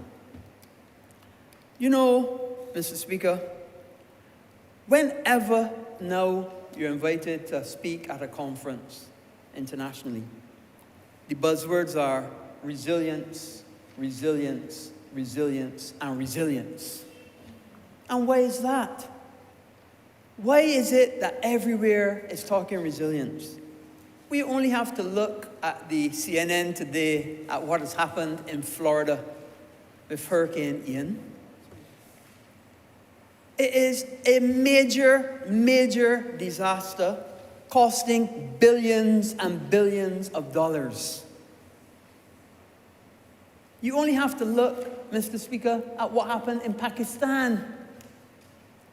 You could imagine an event that floods 1/3 of a nation, 1/3 of a whole country, the size of Pakistan. That's like if, Mr. Speaker, 3 parishes in Barbados were completely flooded out and completely underwater. St. Michael, your great constituency, Christchurch, St. James, and part of St. Philip. Could you imagine 3.5 of those being completely flooded and water being on those for days? That is what the people of Pakistan had to endure and are enduring. Climate change is real. I could remember very clearly, Mr. Speaker, a satellite photograph, and it had 4 hurricane systems in the Atlantic at the same time. Never before heard of in this region. So this is why wherever we go, be it IDB, be it CARIF, be it housing programs, road infrastructure, hotel development, even the economics of it, wherever we go, the buzzword is preparing and being a resilient nation, designing for resilience. And that is what we are here about today. Because at the end of the day, we have to understand, we have to re-engineer, we have to rethink, and we have to make sure that going forward, everything we design is designed with that resilience in nature and understand it. Mr. Speaker, Hurricane Elsa was a tremendous, tremendous burden on this country. Tremendous burden. I have the updated numbers. There were 1,746 houses were impacted in some way that reached out to get assistance. Now that is not all that got damaged because there are many private people that did not reach out to government and had to fix their houses on their own. Many of them that the insurance companies looked at them and said, oh, the amount of damage that you have doesn't come to your deductible, so you have to do it totally on your own. Me included. Because a tree fell down and damaged 2 of my houses, and I had to fix them on my own. And that happened to many, many people across Barbados who are insured, but the damage did not get to the level of the deductible. So even although government did 1,746 houses, my estimation is many, many more houses got damaged, but people fixed them on their own. Of those 1,746 houses, between the Urban Development Commission, the Rural Development Commission, and National Housing Corporation, they have been able to do 554 and started 537. So they have 73% of those houses have actually either started or been completed. This greater success, though, what I found, and my colleague minister will also tell you, was the opportunity for people to get materials provided to them. And that was a great opportunity because people are able to help themselves. They just needed a little help with the materials. And the National Housing Corporation was able to provide 213 householders, and they made the arrangements to do the repairs themselves. And you know what? To me, that was a good program, and it was a better program, and I'll explain to you why. If your roof is damaged, Mr. Speaker, and you can get your roof on quickly, because you get the materials from National Housing, they assessed it, and you get your roof on quickly, you are in a better position than the person whose roof is damaged and they wait for somebody to come and do the repairs because it takes longer. And you know what? As more rains come, the rains then get into your floor, and your floor gets damaged. So you now not only have a damaged roof, but you now have a damaged floor. And it is important that when you have damage to your structure of the house, that you get it fixed as quickly as possible, because if you don't, the knock-on effect will be further damage to other parts of the house. And that is why the provision of materials was the best, because it got repairs done in a quick and speedy manner and didn't allow further damage to other parts of the house. Because what we found in this response, Mr. Speaker, is that the houses that we got done quickly had less repairs to do than the houses that took longer. Because the longer the floor, especially, and the walls were exposed to the environment, the more repairs were required. And this is an important part of this legislation as well. Because in the beginning, because remember, we started with the freak storm. People forget the freak storm, that we had to spend about $3 million in. And then we came to this. Now, in the beginning, all of the repairs were done strictly from central government. All of it was done strictly from central government. And none of the repairs, none of the money was accessed from the catastrophe fund. In fact, we have estimated that the cost to complete this whole matter, to fix all of the houses and all of the expenses, would in fact be more than what is in the catastrophe fund anyway. We're looking at the total to be, I think it's 93, in the order of $93 million. The total in the order of $108 million is what was visited on Barbados with that hurricane. Can you imagine, Mr. Speaker, if we had a Category 2? Can you imagine if we had a Category 3? If a Category 1 hurricane, for a short period of time, caused $108 million in damage.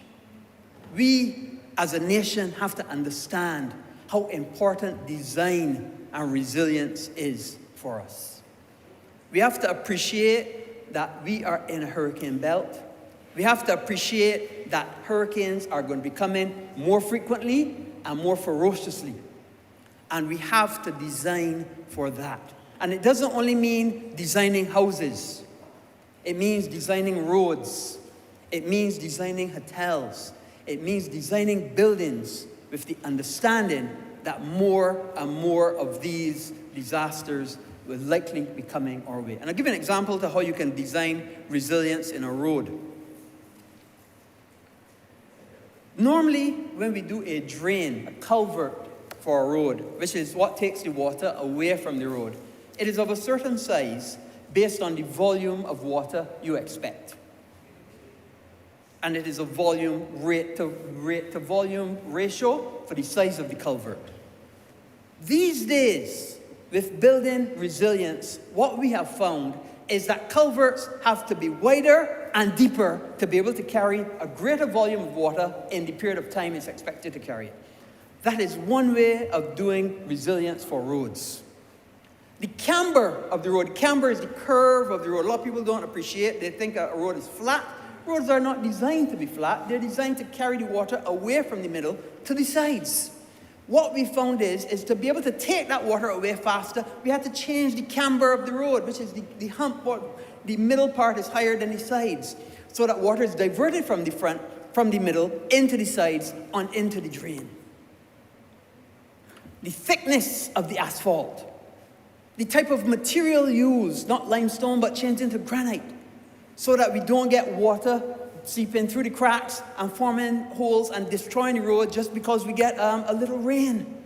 Because you're going to get more and more rain, and you have to design for that.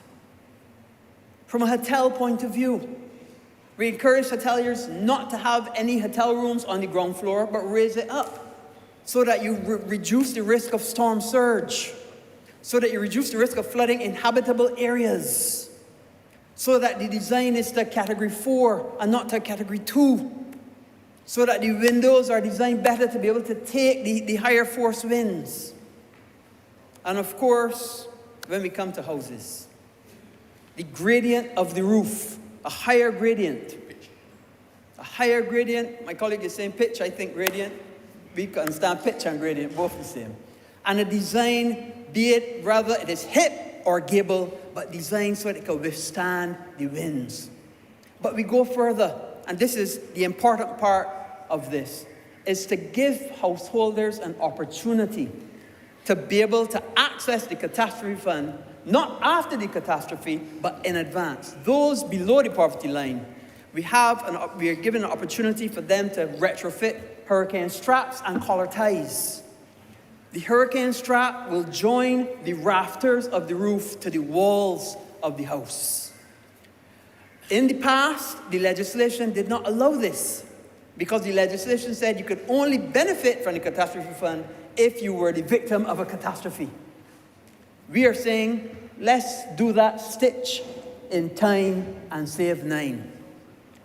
Give us the opportunity, once this legislation is passed, so that we can use the funds from the catastrophe fund, not to respond only after reactive, but let us be proactive.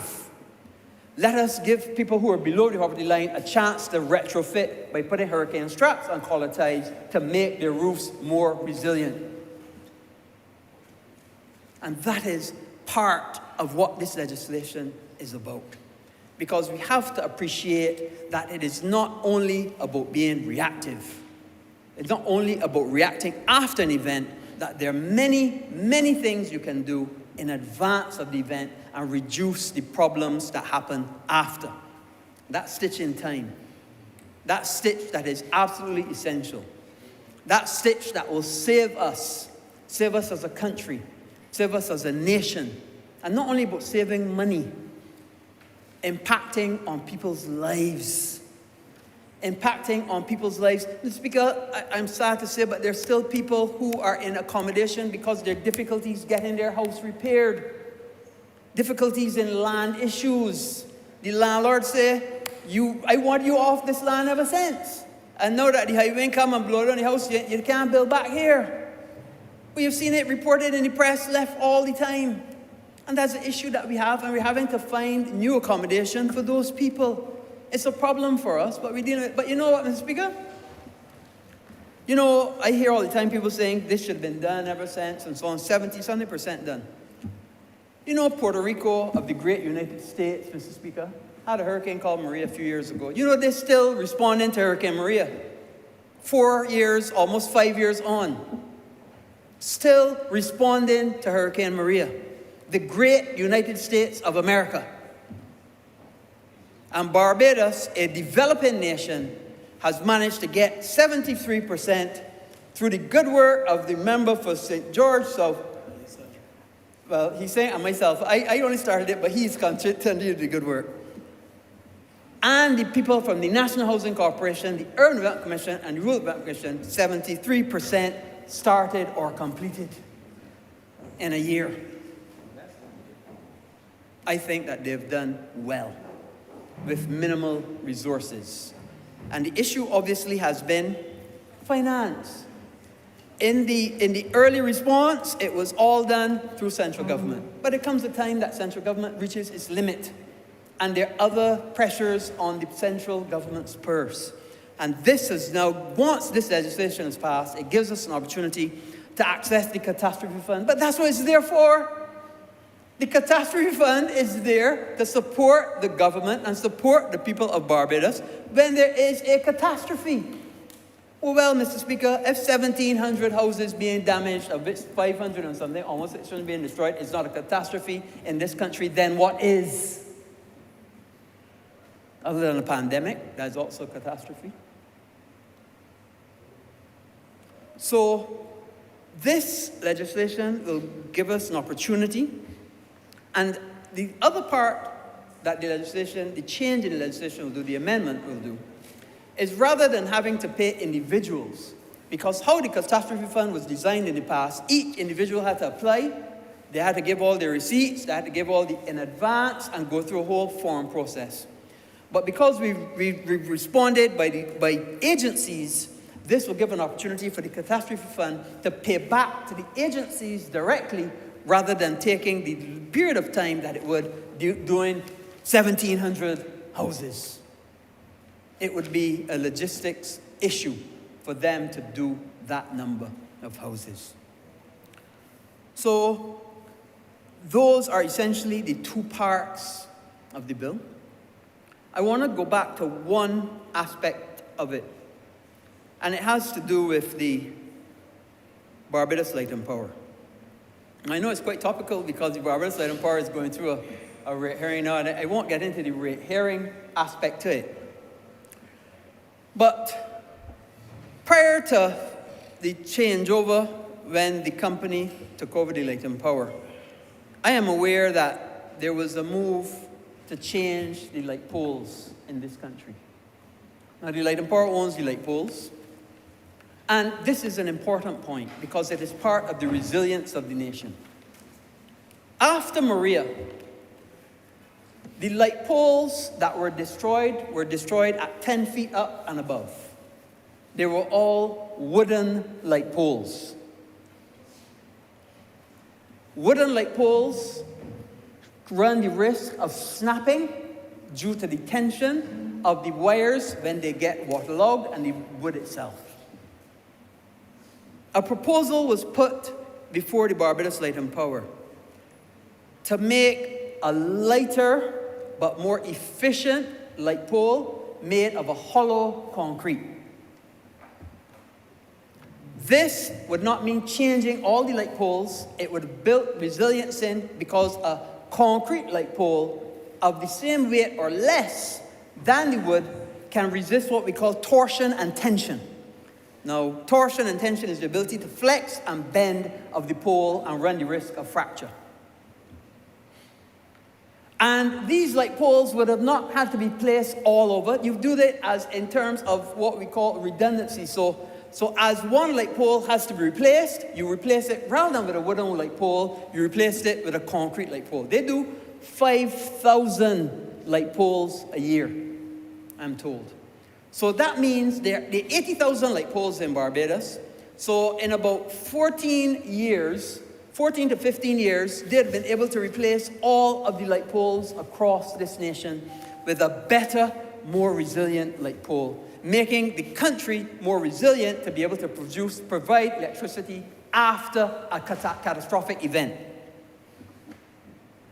You know, Mr. Speaker, they shelved that when the company was changed.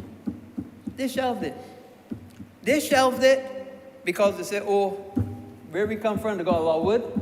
And in any event, if they have a catastrophe, they ain't got nobody to sell electricity stuff, so they're in a rush to put back in the electricity service. Well, I disagree with that. And I think that a company focused on the bottom line and not understanding their social responsibility, I have a problem with.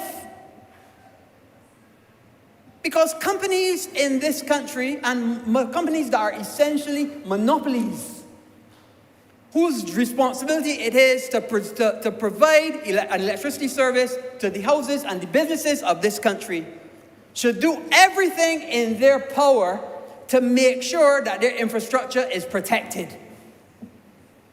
Now, if there's an opportunity out there for a better, improved light pole that they could have put in over a period of time to make the light poles and, by extension, the electrical infrastructure better in this country, they should have done it and not focus on the bottom line.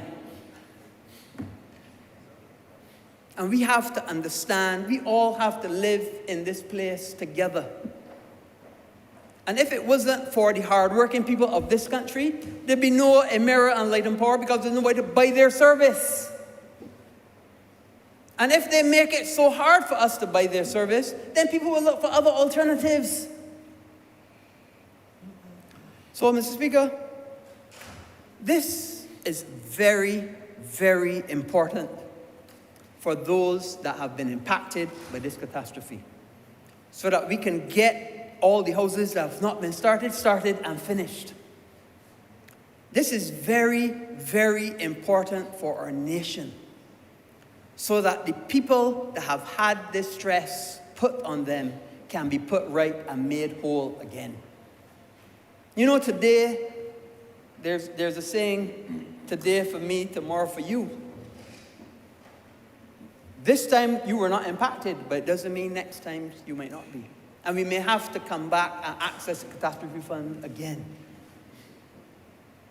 And the whole concept of building for resilience. I remember when I was Minister of Transport, we used to have to go and clear the sand in St. Peter by the salt pond, because the concept of preparing in advance is important. We would have a meeting with the Prime Minister and all the various ministries in advance, getting all the gullies cleared, getting all the trash out of the gully. Sailor Gully is one that comes to mind because that was the biggest one to do. I remember when the Constitution River had to be done, coming up to the Globe, because if that is blocked, then you have flooding going back to your area, Mr. Speaker, all the way back up the hill. All of this is about preparation. So if we understand preparation when we expect high winds and when we expect floods, we have to understand preparation for the average householder as well. And let me be clear, all of these people who have gotten back houses, they have to sign off so that for 10 years it remains the property of the government, and then only after that, then it goes out to them. So it's not a free ride. It is understanding that the government of Barbados is coming to assist you because this is a caring government. This is a government that is prepared to stand shoulder to shoulder with you and make sure that you are made whole again. And that's what this is about. So once we get this legislation passed, we get the access to the catastrophe fund, we can expedite and get these repairs and replacements done as quickly as possible. That's part one with the Urban Development Commission, the Rural Development Commission, and the National Housing Corporation. And part two, which is to me a more important part, because this is only 1,700 houses. Imagine if we were able to give an opportunity to 4,000 houses to be able to retrofit them with hurricane straps and collar ties. It's not a big amount of money, $100, $200 to those below the poverty line. But that 100 or 200 spent then may save 50,000, 60,000 in a new house, or 25,000 in repairs. Well, it's a no-brainer. But the catastrophe fund never allowed it. And this is why it's so important to be forward-thinking. You know, I always say, Mr. Speaker, if you continue to think inside the box, be prepared to live in the box. But that's not how this government operates. We think outside the box because the box cannot contain us. We have to see further than that. And that's why the people of Barbados have shown the confidence in us as a party and as a nation to take on their problems and make solutions for them and put those solutions into practice. So I'm very, very happy with what the member for St. George South has been able to do. He has run with that program. They've done an excellent job, and they continue to do an excellent job, and they're going to complete this project. They're going to complete it, especially once they're able to access these funds. And the other project, of course, will be the Strap It project to get, and as I understand, 60 people as a pilot project have already benefited from hurricane straps and collar ties being placed to strengthen their house. Will it mean that your house don't get damaged? No. And I want to be clear, hurricane straps and collar ties don't mean that your house will not get any damage. Will the damage be reduced because you get a chance to keep your roof on? Yes. You know, it's because sometimes you see people with blocks on top of their roof. I don't know if you've seen it.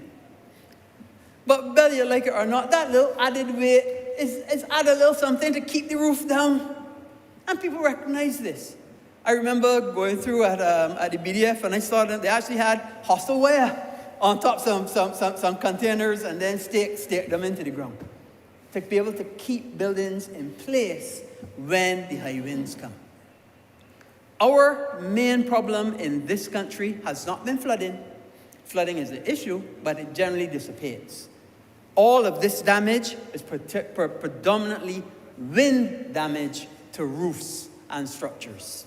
And that is what we have to protect against. And that is why we have to make our houses more resilient, make our buildings more resilient, make our roads more resilient, make our infrastructure, especially light and power, more resilient. This is why when we did Highway 1, we put all of the conduits in place so they can go underground with all their cables. So you don't have to dig back up the road when you're going to do that. That was done. That's why the plan for Highway 7 is to do the same. Put all the conduits underground so that when they're ready to do the cables, they go underground rather than being overhead. And it will happen one day. In the same way that we will have electricity even come into your house underground rather than being connected to the house, so that you have that resilience, so that when a tree falls down, it isn't going to fall and pull down all the wires because it's underground. We have to think outside the box. We have to prepare ourselves for any eventuality because we recognize that this is a changing world.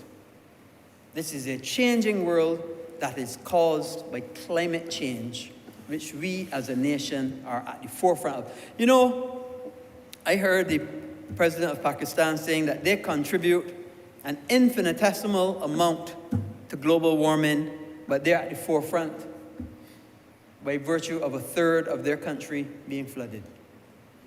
Well, if they contribute infinitesimal, ours is almost insignificant for the infinitesimal. But we too are at the forefront because we are in Hurricane Alley. We're the first landfall after Africa, and we get the first of the hurricanes. And that is why we have to appreciate and understand that we must build with that knowledge in mind and build in resilience and have the catastrophe. And you know, when I think back, the wisdom of our forefathers and those that went before us to put this catastrophe fund in place was a fantastic idea.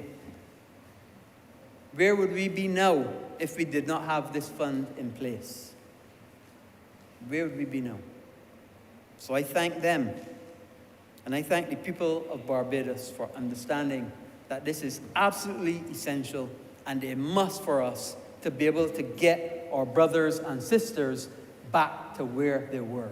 Let us work together to make them whole again. Mr. Speaker, I'm obliged.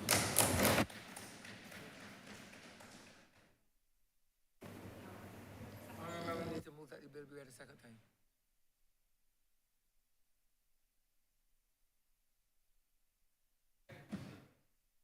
I beg to move this bill read a second time. Honourable member for Christchurch, please. Mr. Speaker, sometimes you get those strange things, sir, that cut across many ministries. And when the catastrophe fund was first conceived, it was seen pretty much as a finance measure, something that fell under the purview of the Minister of Finance. It was invested by the NIS and it fell under the Ministry of Finance. And in so drafting and constructing the legislation strictly pretty much as a financial measure and a financial solution, certain things were not thought about. And the thing about legislation, sir, being somebody who practices criminal law, is quite often you only see the effects of the legislation and the holes in the legislation, the shortcomings in the legislation when the legislation is allowed to play out. So you may draft what you think is a perfect piece of legislation, but as time allows that legislation to be interpreted, or time allows for that legislation to be put into practice, you then sometimes see where certain things were not considered, or times have moved on that certain things now warrant consideration. This is one such case, sir. Now, my friend, sir, from Christchurch West has taken us through the construction and practical and technical aspects of it. I mean, he used words like gradient, sir, when simple people like you and me would use words like pitch. But he took us through the technical aspects of it and explained why the amendments were necessary. I do realize, sir, that quite often people distrust amendments to legislation. When amendments come in short order, people sometimes question them. When it's amendments to a fund or access to the funds in a fund, then it raises certain questions. And I wish to, by explaining what the actual amendments are and where the differences lie, dispel some of those questions before they even arise. So, sir,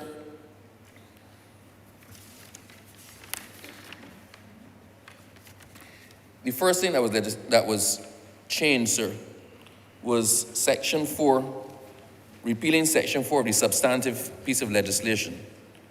And I'm going to read what subsection 4 in its original form was, sir. It says that the purpose of this fund is to provide financial aid to eligible persons and qualifying businesses in need of such aid as a result of a catastrophe. So that starts by contemplating that the catastrophe has happened and we're now seeking to patch up.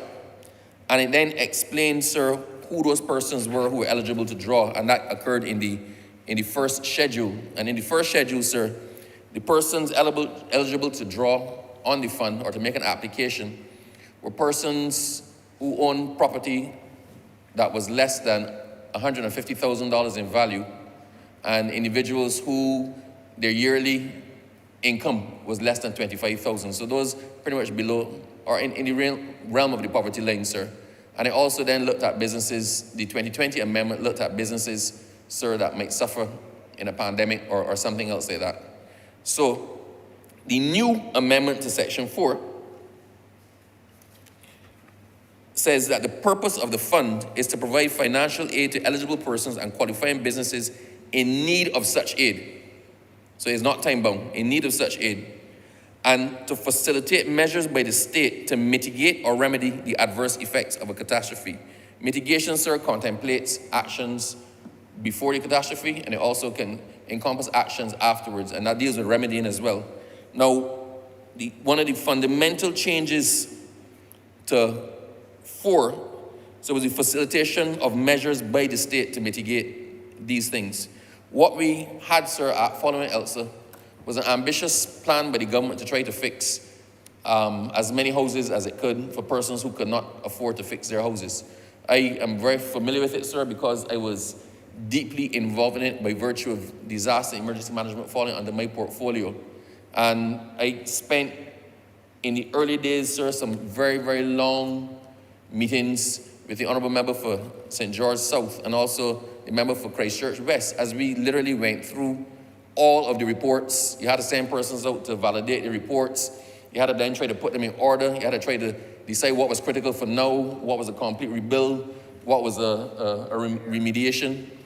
And it got very difficult. But the agencies of the Crown that were contemplated under the 2020 legislation were the UDC and the RDC. But what then happened, sir, as I said, remember, it started by saying that it was a financial contemplation in drafting the initial legislation. So UDC and RDC, sir, fell under the same ministry as the Ministry of Finance, which was the Prime Minister's substantive ministry. What ended up happening, sir, is that the Honourable Member for St. George South, by virtue of National Housing Corporation, were undertaking the vast majority of the renovations and rebuilds. But there's no provision in the Act as it now stands for the National Housing Corporation to recoup its funds from the catastrophe legislation, from the catastrophe fund. Now, sir, the other thing, the money was paid as a grant to the individual. So the person made a claim on the fund and it was paid as a grant.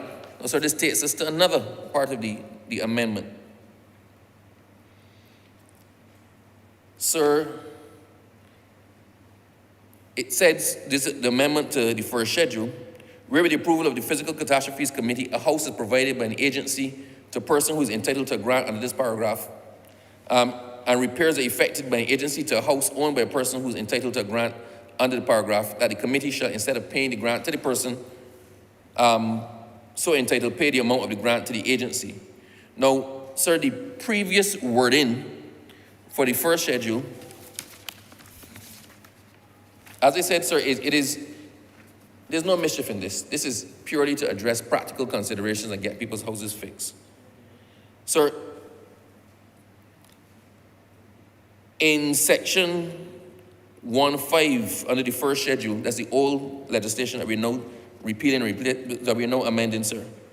It said, where with the approval of the Physical Catastrophes Committee, a house has been provided by an agency to a person who is entitled to a grant under this paragraph, or repairs have been effected by an agency to a house owned by the person who is entitled to a grant under the paragraph. There's a critical part here, sir.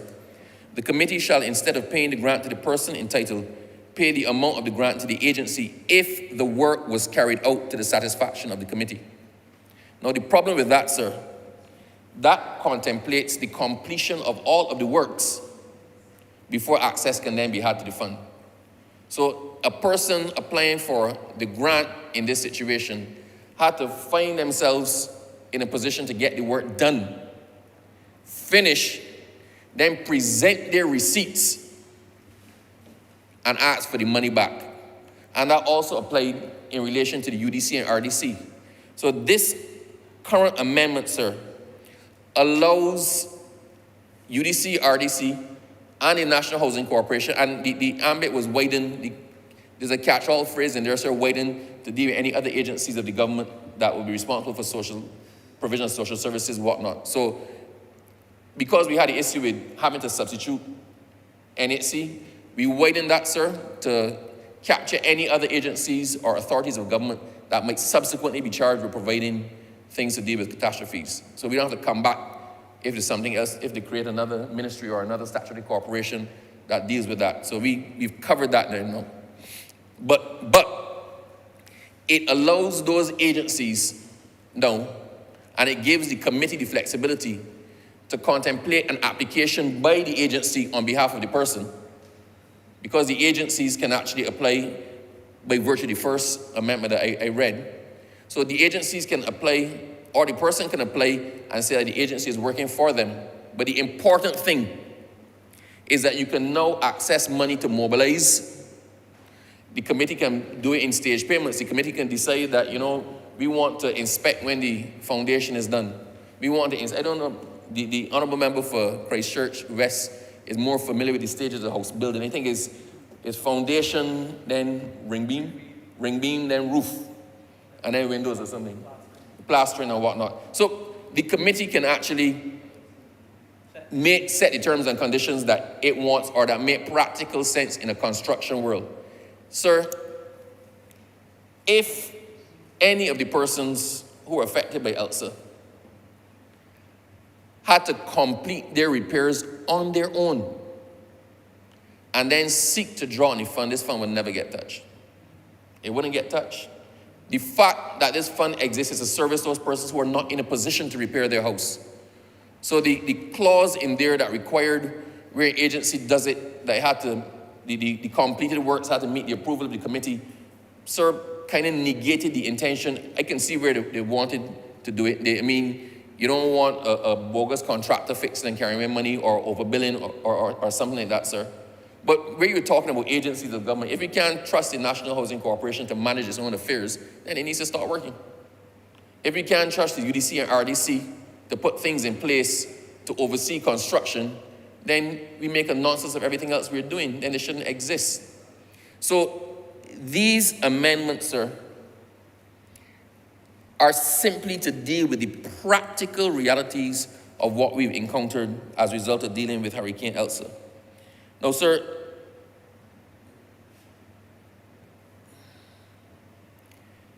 when we started to try to prioritize the works and we started to allocate the contractors, the government had to try to find the money from somewhere, right? The fund was not accessible or available because we needed to amend the legislation. The government had to try to find the money from somewhere. So we ended up with a situation, sir, where, quite frankly, we were overwhelmed by the amount of construction that had to take place. So in addition to having shortages of materials, you had a situation where you're pulling from a very small spot because we're going through difficult economic times.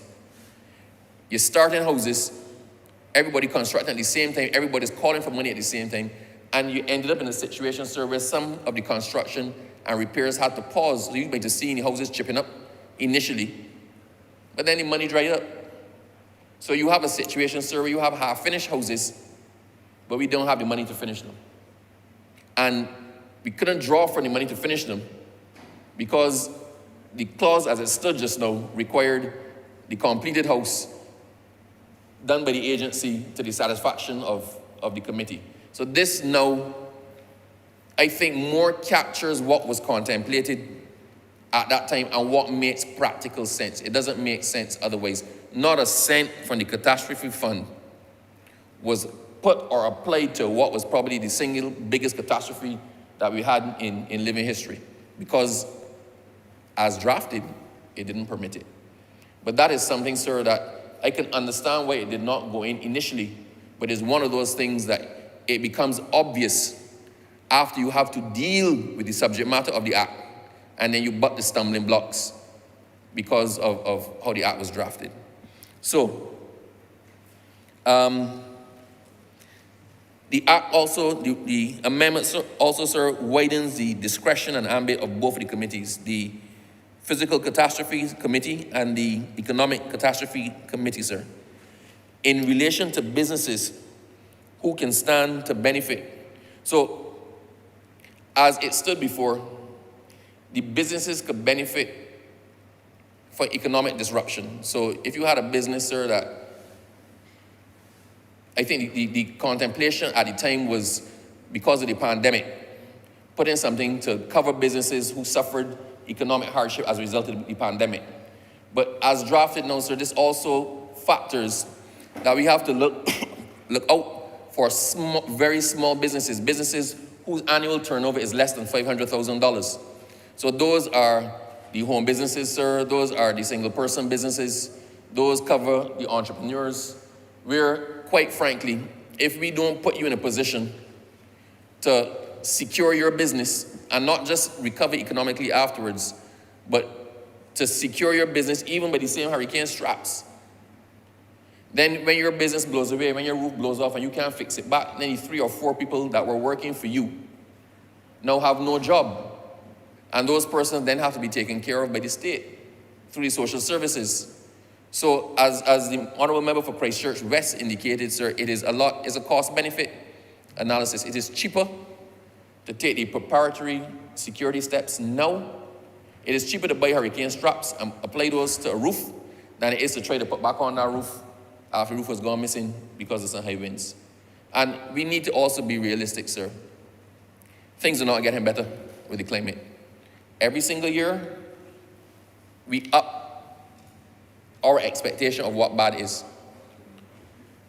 I do not think that anybody would have contemplated, sir, that a hurricane would have approached Florida from the west, going west to east, passed over the entire of Florida, spent itself down to a tropical storm, went back out into the open water, went back up to hurricane again, and then hit another part of the American coast.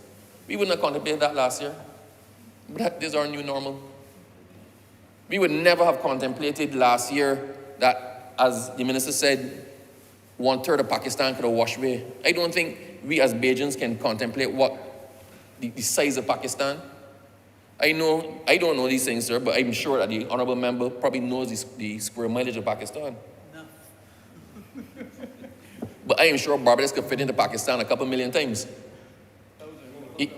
Imagine, sir, every single island in the Caribbean, everyone at the same time being underwater, being flooded.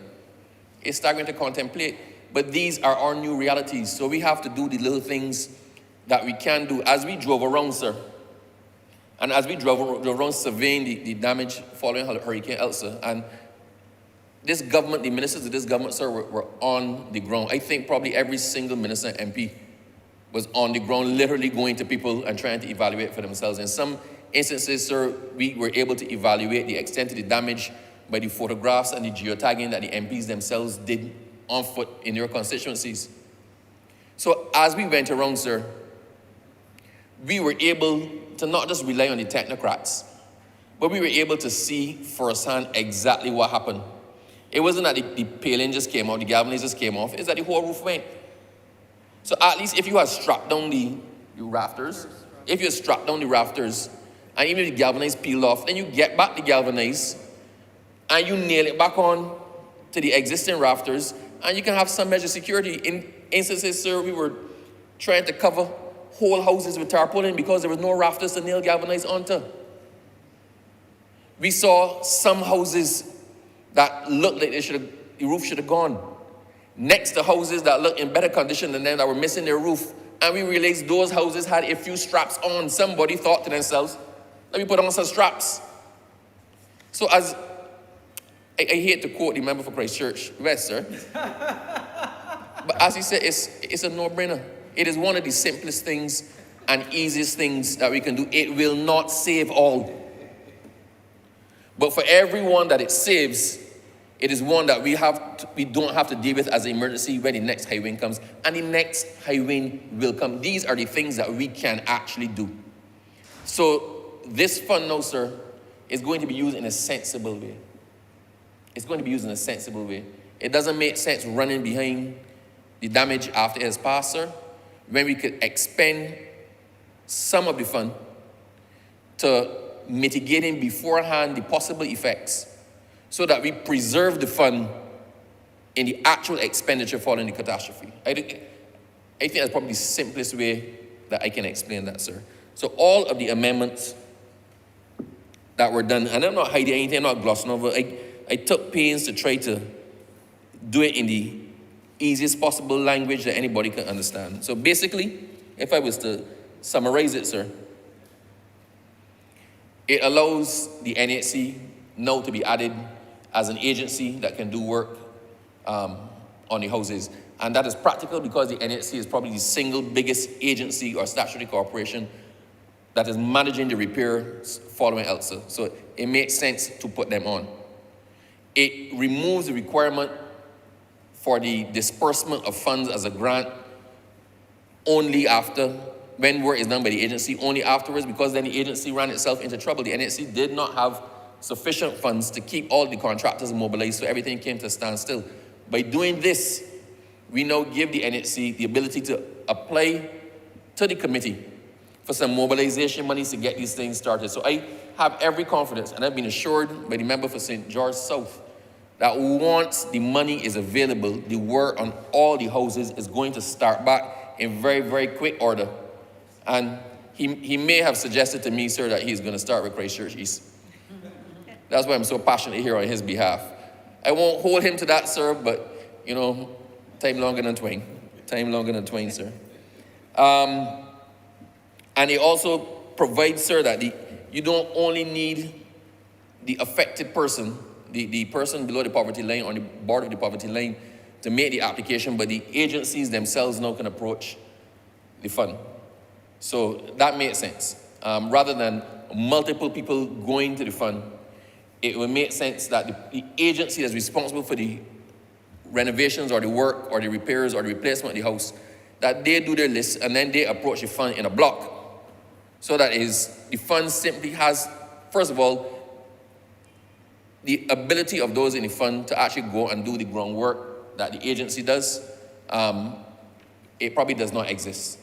National Housing was set up for that. It has infrastructure for it. It has a build for it, which would not necessarily be an expertise held by the committee. So NHC is the proper person in conjunction with DM to actually verify the damage, do scope of works, engage the contractors, and then present the case to the fund as to what they need. So it's just a tidy arrangement all around. So, sir, I think, sir, that is probably putting it as easy as I can put it. And I completely support the amendments to the catastrophe fund. I think that these amendments simply they follow and validate the spirit behind which led to the creation of the fund, and they correct the shortcomings in the legislation that only became apparent after a catastrophe happened and we were able to try to put things in place and realize that this vehicle doesn't actually work for us. So we're now making the vehicle purpose-built for dealing with catastrophes, for acting beforehand to prevent catastrophes, and for trying to let the housing repair following Elsa get back on track. So with those few words, sir, I support this amendment entirely. Thank you.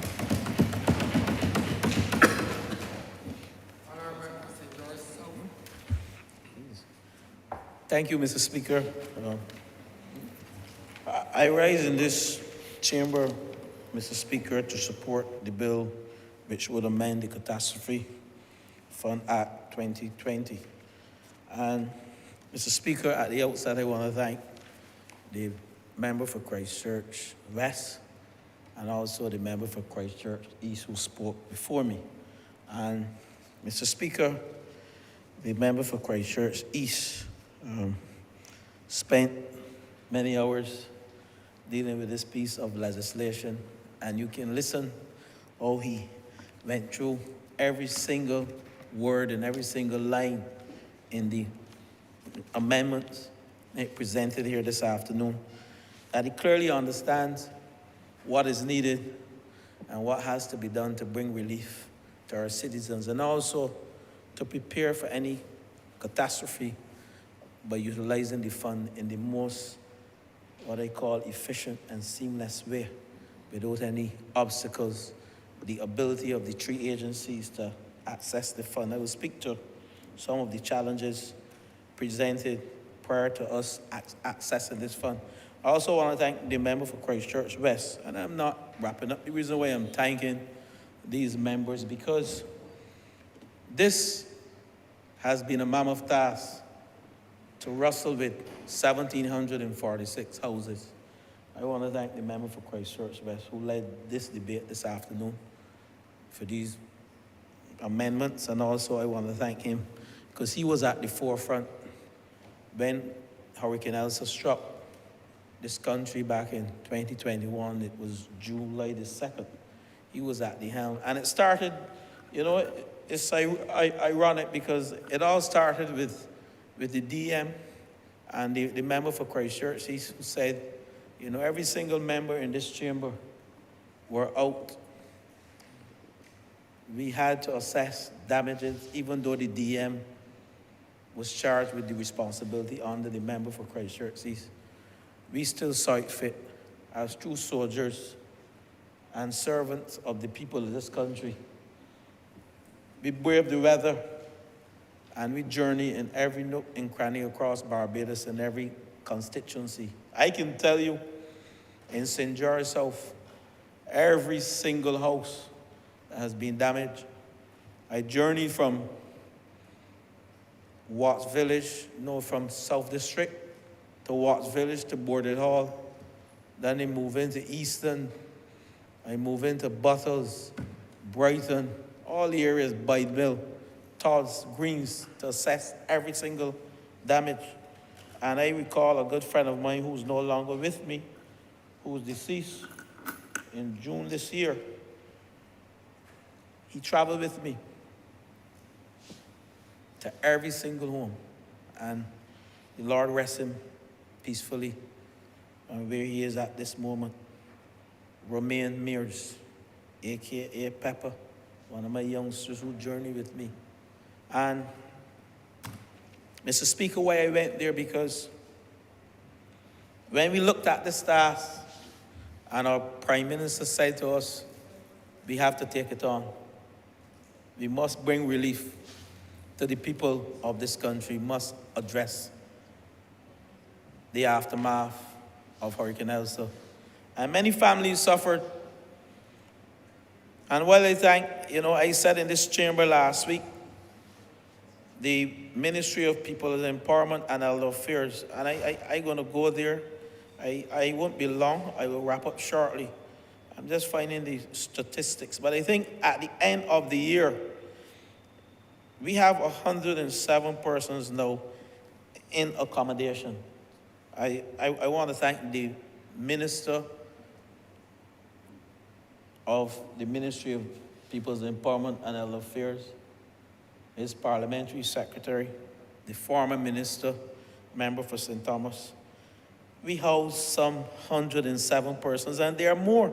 These are only those persons reported by the agencies that have been housed by the Ministry of People's Empowerment. And we've used private as well as communal facilities being paid for by this ministry at the Nazarene Church, Foursquare, the Sons of God Apostolic Church, and Codrington College, while 28 others are being accommodated at facilities being paid for by the Rural Development Commission. And if you understand, there's a cost to all of this, and this is a cost that's been borne by the government, continues to pay for persons in accommodation. And don't let me forget the Ministry of Agriculture. People's Empowerment has expended $930,000 so far. Their projections to the end of the year, if we keep these persons in accommodation, would be $1 million in expenditure would be required to accommodate clients until the end of this year. We need to stop there. This government is really a caring government. The Ministry of Agriculture, Food and Nutritional Security estimates that between July 2021 and August 2022, it would have expended approximately $673,000 on supplying food to the various communal accommodations. And the ministry currently spends on average $35,000 per month to facilitate the purchase of food required between September and December 2022 to cover the cost of supplying food to the residents of communal accommodation. And I want to thank the minister and his team as well, the member for St. Philip South and his team. We didn't only house them. We are feeding people. We don't talk about things we do, but we have to allow this country to understand what has been done, this Hurricane Elsa and freak storm relief effort. We have to take our hats off to the Prime Minister and the various ministries who during these tough economic times through COVID, we had to battle with COVID, and we were still able to address these challenges: food, housing, accommodation. But I want to thank the member who led off again and the member for Christchurch East, because the amendment speaks to national housing and the agencies accessing the financing through the Housing Credit Fund before the work has been done. That is a critical amendment. The catastrophe fund. That's a critical amendment to the catastrophe fund, to access the funds before the work has been done. And we don't need receipts to show work has been done. We have trust in agencies, and as the member for Christchurch he's mentioned, the National Housing Corporation is set up, as well as the Rural Development and Urban Development is set up to manage these financial affairs of the agencies as we seek to bring relief to these 1,746 households in this country. But I want to end off by speaking to the effort. And I heard the member for Christchurch West, he quoted the numbers correctly. We provided material to some 213 households. That represents some 12% of the total houses that have to be rebuilt by the 3 agencies. And if you take out that, as well as homes that will be built by the East-West Partnership, which is about 2%, then repairs and rebuilds across the agencies total 86% of the total repairs and rebuilds across the agencies. And I again want to thank the Rural Development Commission, the staff there. I again want to thank the staff at the Urban Development Commission, and the staff at the National Housing Corporation. The 3 agencies, we meet weekly to address and discuss the way forward, and also the Ministry of People's Empowerment. We meet weekly to address these issues with scarce resources. I said here last week, and someone asked me what I mean by a war chest, but you would understand what I mean by a war chest, Mr. Speaker. We don't have a war chest. We are now able to access these funds, and 72% of these rebuilds and repairs have started. But the thing about it, we have some 225 still to be mobilized. And I'm happy that this amendment has come at such a time, because with this amendment, we are able to access the catastrophe fund so we can mobilize now these 225 families whose houses have not been touched. It's a small percentage, some may say, out of 1,746, that's about 20%, but it's a lot. One household is a lot. You may talk about only 225, but in one household, you may have 7 or 8 persons. You may have 3 persons going to school who don't have internet, who can't do the homework, who have to go to the community center, or who have to beg a friend to let them use their house or their room to get their homework done. But this is fundamental. So I am happy that we're able to access these funds so that we can bring relief to the entire project. Now, let me end off by speaking to National Housing Corporation. Rebuilds and repairs total some 1,400, like I said, and 96. But when you break that down across the 3 agencies, National Housing is responsible for some 75% of the repairs. 75%. Rural and urban, they have 12 and 13 respectively. So you have 757 houses to be repaired. And National Housing has responsibility for repairing 570 of those. That's 75%. Right? So most of the work within the repairs are centered around the rural corridor, suburban rural corridor. But even if it's only 95 within the urban corridor, 95 households are a lot. 2 households are a lot. So we may speak to, National Housing, yes, and I'm happy that National Housing can access these funds now, so that the majority of persons who have been damaged by Hurricane Elsa, the repair work can be done quickly. And we intend to finish this project once funds are made available to us through the catastrophe fund by the end of the year. Now, the rebuilds, I mentioned repairs totaling some 757. The rebuilds across the 3 agencies are 739. National Housing Corporation is responsible for rebuilding 323 of that 739. That equates to 44%. The rural development, 26%. The urban development, 25%. And East-West, 5%. That gives a total of 100%. The rural development is responsible for 191 rebuilds, while UDC, urban development, 188.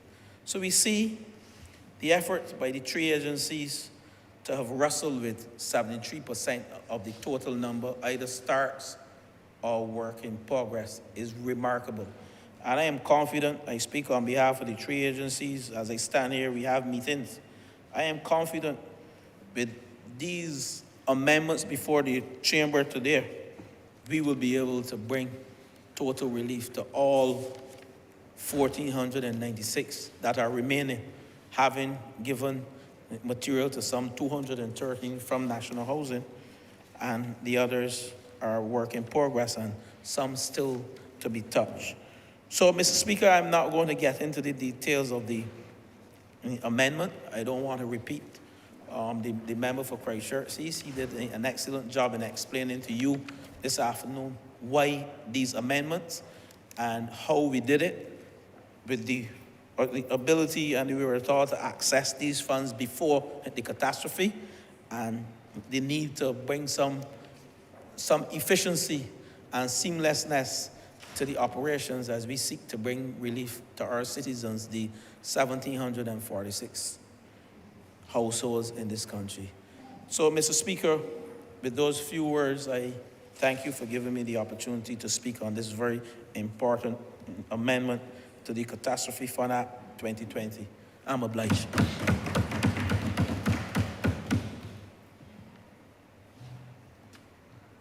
Honourable Member for St. James South. Thank you very much, Chair, and I want to thank my colleagues for the remarks that they've made earlier on this very important amendment, which is going to allow us as a government to be more proactive in how we deal with resilience for our homes against a changing climate. It is indeed a distressing and anxiety-creating environment in which we live, because, sir, what we see all around us every single day in terms of hurricanes, floods, droughts, and so on, and recognizing that the normal patterns are disturbed with no hope of seeing what we call normal return, it is a cause of anxiety for every single citizen of this world. And I am very grateful for the work that has been done by the agencies coming through ELSA and spending the time working with my constituents, looking at the damage, looking at how we can address the problems that they were experiencing. I am really grateful for the hard work done by Barbadians who are part of the UDC, who are part of RDC, NHC, and so on. People work all out. The disaster emergency management team, all of them, National Housing, everyone was put to the test in helping us as citizens to be able to recover and to get people back under shelter. And for me in St. James South, one of the hardest hit was Durance. And it made me aware of how fragile our housing stock is, the condition that it is in, that people are not in a position to make the types of repairs that they need to make in order to ensure that they keep that house strong.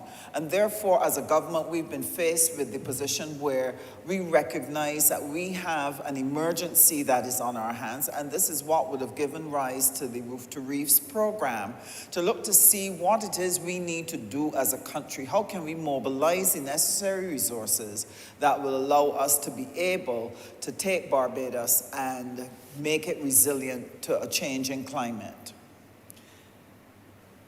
One of the things that this speaks to me about, because, sir, I try to look down the road. I like to look ahead.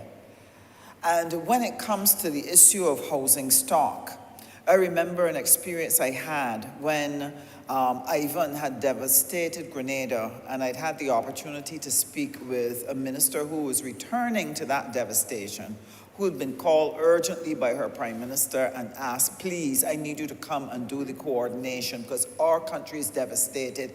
I'm trying to cope with what has happened at my home, what's happened in my constituency. I need somebody to deal with the overall coordination of this problem. And I'll never forget, we met up a little time later, and I remember her words to me. She said, the greatest damage and greatest death did not occur during the hurricane. It occurred months after the hurricane, as people who had lost their homes were faced with the devastating reality that they did not have enough time in front of them to build another home. That when a roof pops and blows, everything inside of that home now is damaged. And everything, including the house and its contents, represents for the average citizen of this region everything that they have worked for. And to be able to replace it is a tremendous challenge. And that is why this proactive approach to be able to make the necessary amendments to the catastrophe fund to enable the NHC to do some work to build that resilience is so important. But the main point that I want to make this evening is that it is not only what government is going to do to help build resilience, to protect us against damage. I'll never forget, as someone was speaking about the Pakistan floods and the impact that that will have on agriculture. And again, the things that would have happened in Florida, the impact that that will have, that our food security then becomes threatened within these catastrophes. And therefore, what it says to me is that as a country, Barbadians have to think through a different way of managing their lives. That we cannot go back to a place where we develop that comfort that somehow the systems around us will continue to work in the way they've worked in the past, and that we will always be able to get food, that we will always be able to dodge a bullet with a hurricane. And it says to me that we have to help our citizens to wake up to the fact that there are catastrophes that can sometimes be outside of the reach of a government to solve, but requires an entire country working together to resolve. And this is the call I want to make to Barbadians today. That one of the things we have to do, and the Ministry of Agriculture has been working assiduously on a program, we need to start, for example, to grow our own food. That every household must develop the capacity to be able to put some food on the table in case of a disaster. Just this week, one of my constituents who was able to be a part of the feed program, I stopped and asked him how the flooding had affected him. And he said, Sandra, I lost everything. I lost everything. That flood carried away everything that I'd been working for over the past few weeks. And I got to start from scratch.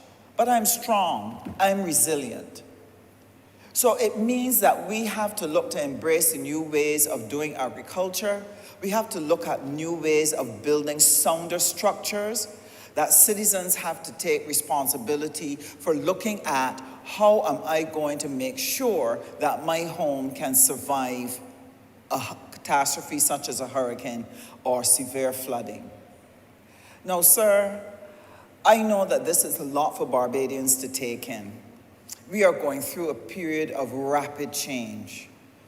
And we are now asking citizens to think differently about how they do a number of things.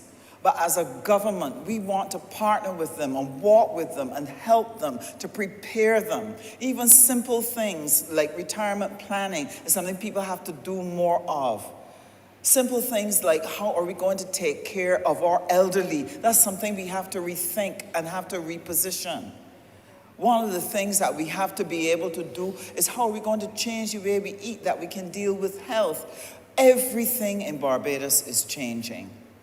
And as a people, I want to make a call that we have to be as proactive as our government. We have to partner. We have to work together in order to help us make the transition, that we can weather any storm that will be thrown at us, because we don't know what will happen.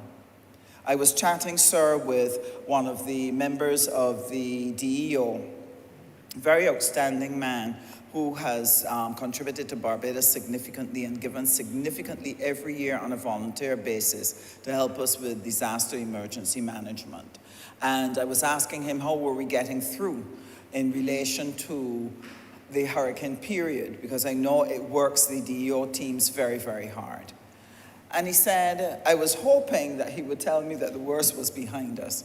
But what he said to us was that, in truth and in fact, the continued heating of the country, the continued rising of temperatures actually means that we will get more activity in the month of October. My heart sank. I said, we have got to get through another month, maybe another month and a half, and pray that we are not visited either by a hurricane or floods that seriously discommode our population. But when he said that to me, it reinforced for me as an MP that I have a responsibility to help each of my constituents understand the urgency of the hour, understand that they must do the necessary preparations, understand that they too must save and put aside funds that will help them to be able to make their shelters stronger, that they need to put aside funds and put aside time to build food security so that we can weather October and possibly November, and more importantly, next year, that as a country and as a constituency, that we sit down and work together to see what we can put in place so that when we approach another hurricane season, that this country will be stronger and better protected, because the loss of that house can set a family back and throw it into poverty and alter significantly the trajectory of the lives of every person in that household and destroy dreams. That's what we're talking about. That's how serious it is. And therefore, I want to commend the government for the proactive position in making better use of the catastrophe fund. I want to pray that the ones who have to do the implementation, that the work of their hands will go well, that they'll be able to do it effectively, efficiently, and quickly, and that through this, Barbados will be made stronger, and the lives and the dreams of our citizens will be better protected. I'm obliged to you, Mr. Speaker. Honourable Member for Christchurch. Yes? Thank you very much, Mr. Speaker. First, let me thank all those members who spoke and contributed to the debate. The member for Christchurch East for explaining the amendments from the legal side of things. The member for St. George South for his contribution as how he continues the program and his commitment to getting the program finished. And the member for St. James South for bringing that side of it, that human face, to understanding the problems that are associated with these catastrophes. Mr. Speaker, I'm going to try to put a little context to it. For those of you who've had to build a house, one house, imagine the difficulties that you had to build one house. You had to get the contractor.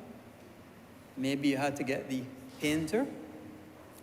You have to make sure that you have the appropriate funding. You have to make sure that everything is paid, that the workmen get paid timely. You know, if they don't get paid at the end of the week, what's happened, men is find cutlasses and things. You have to make sure that you pass all the various regulations. You have to make sure that you're a proper distance away from the boundary, that you're not close to your neighbor. You have to make sure that you're a certain distance away from the front of the road. You have to get the GED to pass it. You have to make sure that the sewage is appropriately connected. You have to get the well appropriately covered and dug, possibly with a septic tank as well. That is one house, Mr. Speaker. Sometimes a house takes 12 months. Sometimes a private person building a house themselves could take 14 months. Sometimes they build a part of the house, live in the part, and take 3 years to do the other part. Imagine doing 500 houses in 500 different locations. Not even 500 houses in one location. 500 houses in 500 different locations with 500 different owners or hundreds of landlords, some that are amenable and some that are not. And then on top of it, simultaneously doing 600 repairs, all in the space of 12 months. A mammoth task by any stretch of the imagination. You know, but sometimes people think that you just wave a magic wand and these things are fixed because it's government. But government has additional processes, tender processes, contractual arrangements, approval of contract. All of those things in addition to what the average person doing their one house has. So I want people to understand that this was new territory for us. But this was important because it prepares us for what may be yet to come. You know, the Prime Minister often says that there's a saying that every cloud has a silver lining, but every silver lining got a cloud too. And I remember that well. The silver lining of this cloud was we were able to get some people in construction back to work. People that in the last decade, when construction came to an end and we couldn't get anything built in Barbados, we got some carpenters, some masons, some electricians working again. We got contractors able to employ people. That was one of the silver linings of this cloud. The downside of it, access to materials became an issue. Blocks became hard to get.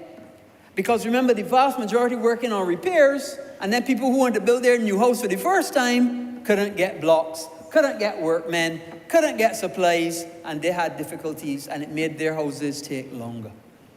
So we saw all the sides of it. This was a whole government effort. And it continues to be, because it ain't finished till every last person is housed appropriately, and we are going to finish it. So I want to thank not only those who contributed, but all of government.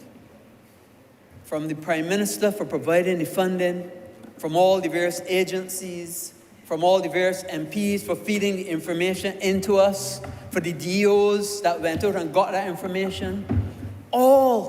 It was a whole government effort.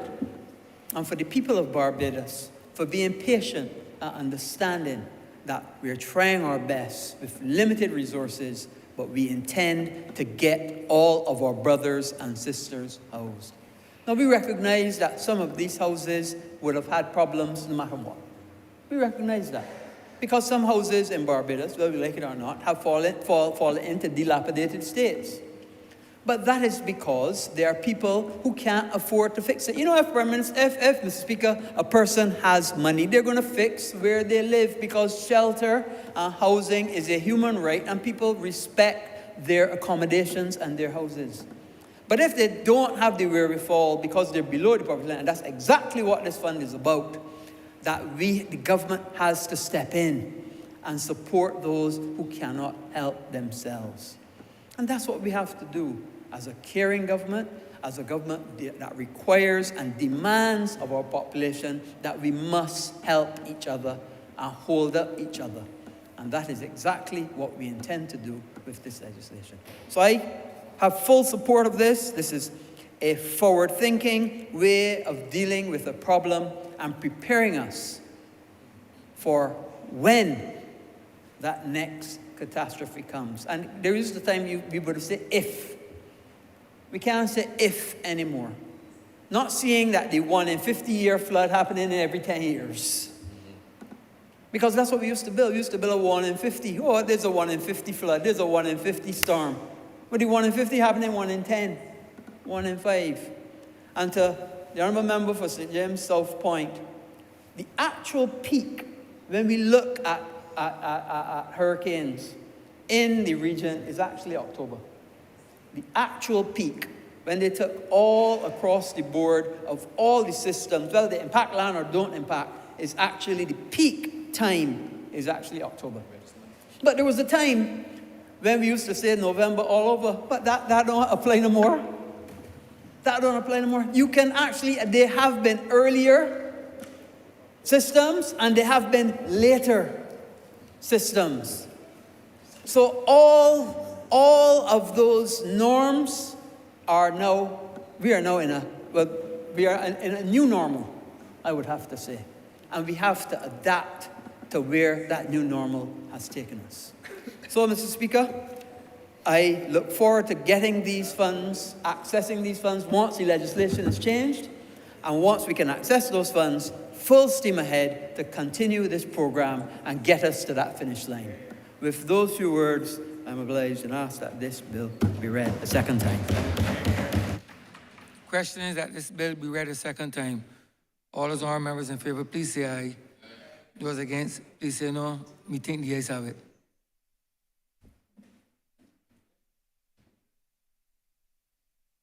Mr. Speaker, I beg that you do not leave the chair for further consideration of this bill. Mr. Speaker, sorry, I beg to move the House resolve itself into committee for further consideration of this bill. The question is that the Speaker do not leave the chair and the House resolve itself into committee for further consideration of this bill. All those honourable members in favour, please say aye. Those against, please say no. Me think the ayes have it.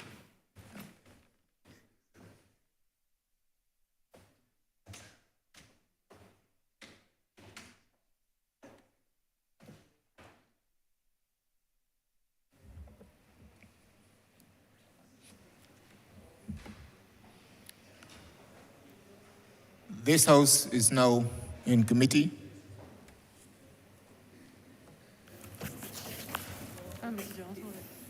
Clause 1. Mr. Chairman, I beg to move that clause 1 stand part. The question is that clause 1 stand part. All honourable members in favour, please say aye. Aye. Honourable members against, please say nay. Methinks the ayes have it. Mr. Chairman, I beg to move that clause 2 stand part. Bear second that. The question is that clause 2 stand part. All honourable members in favour, please say aye. Honourable members against, please say nay. Methinks the ayes have it. Clause 3. Mr. Chairman, I beg to move that clause 3 stand part. The question is that clause 3 stand part. All honourable members in favour, please say aye. Honourable members against, please say nay. Methinks the ayes have it.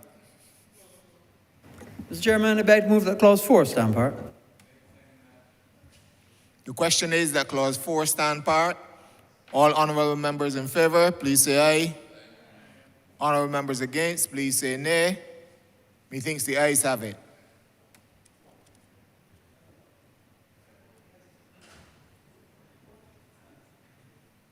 Mr. Chairman, I beg to move that you do not report to His Honour the Speaker one passage of bill in committee. The question is that I do not report His Honour the Speaker the passage of one bill in committee. All members against, please say aye. All members against, please say nay. Methinks the ayes have it.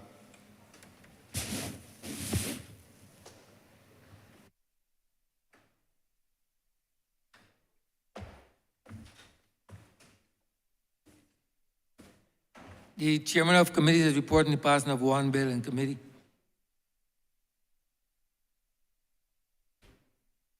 Honourable member for Christchurch West.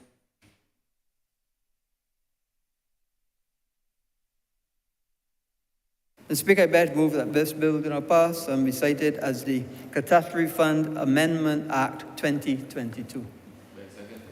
The question is that the aforementioned bill be passed and so cited. All those honourable members in favour, please say aye. Those against, please say no. Me think the ayes have it. This bill is passed and so cited. Honourable Leader of Government Business. Thank you, Mr. Speaker. I beg to move the adjournment of the House until the 11th of October at 10 a.m. The question is that this honourable chamber be adjourned until Tuesday, the 11th day of October, 2022 at 10 a.m. in the forenoon. All those honorable members in favor, please say aye. Those against, please say no. Meeting the ayes have it. This honorable chamber stands adjourned until Tuesday, the 11th day of October, 2022 at 10 a.m. in the forenoon.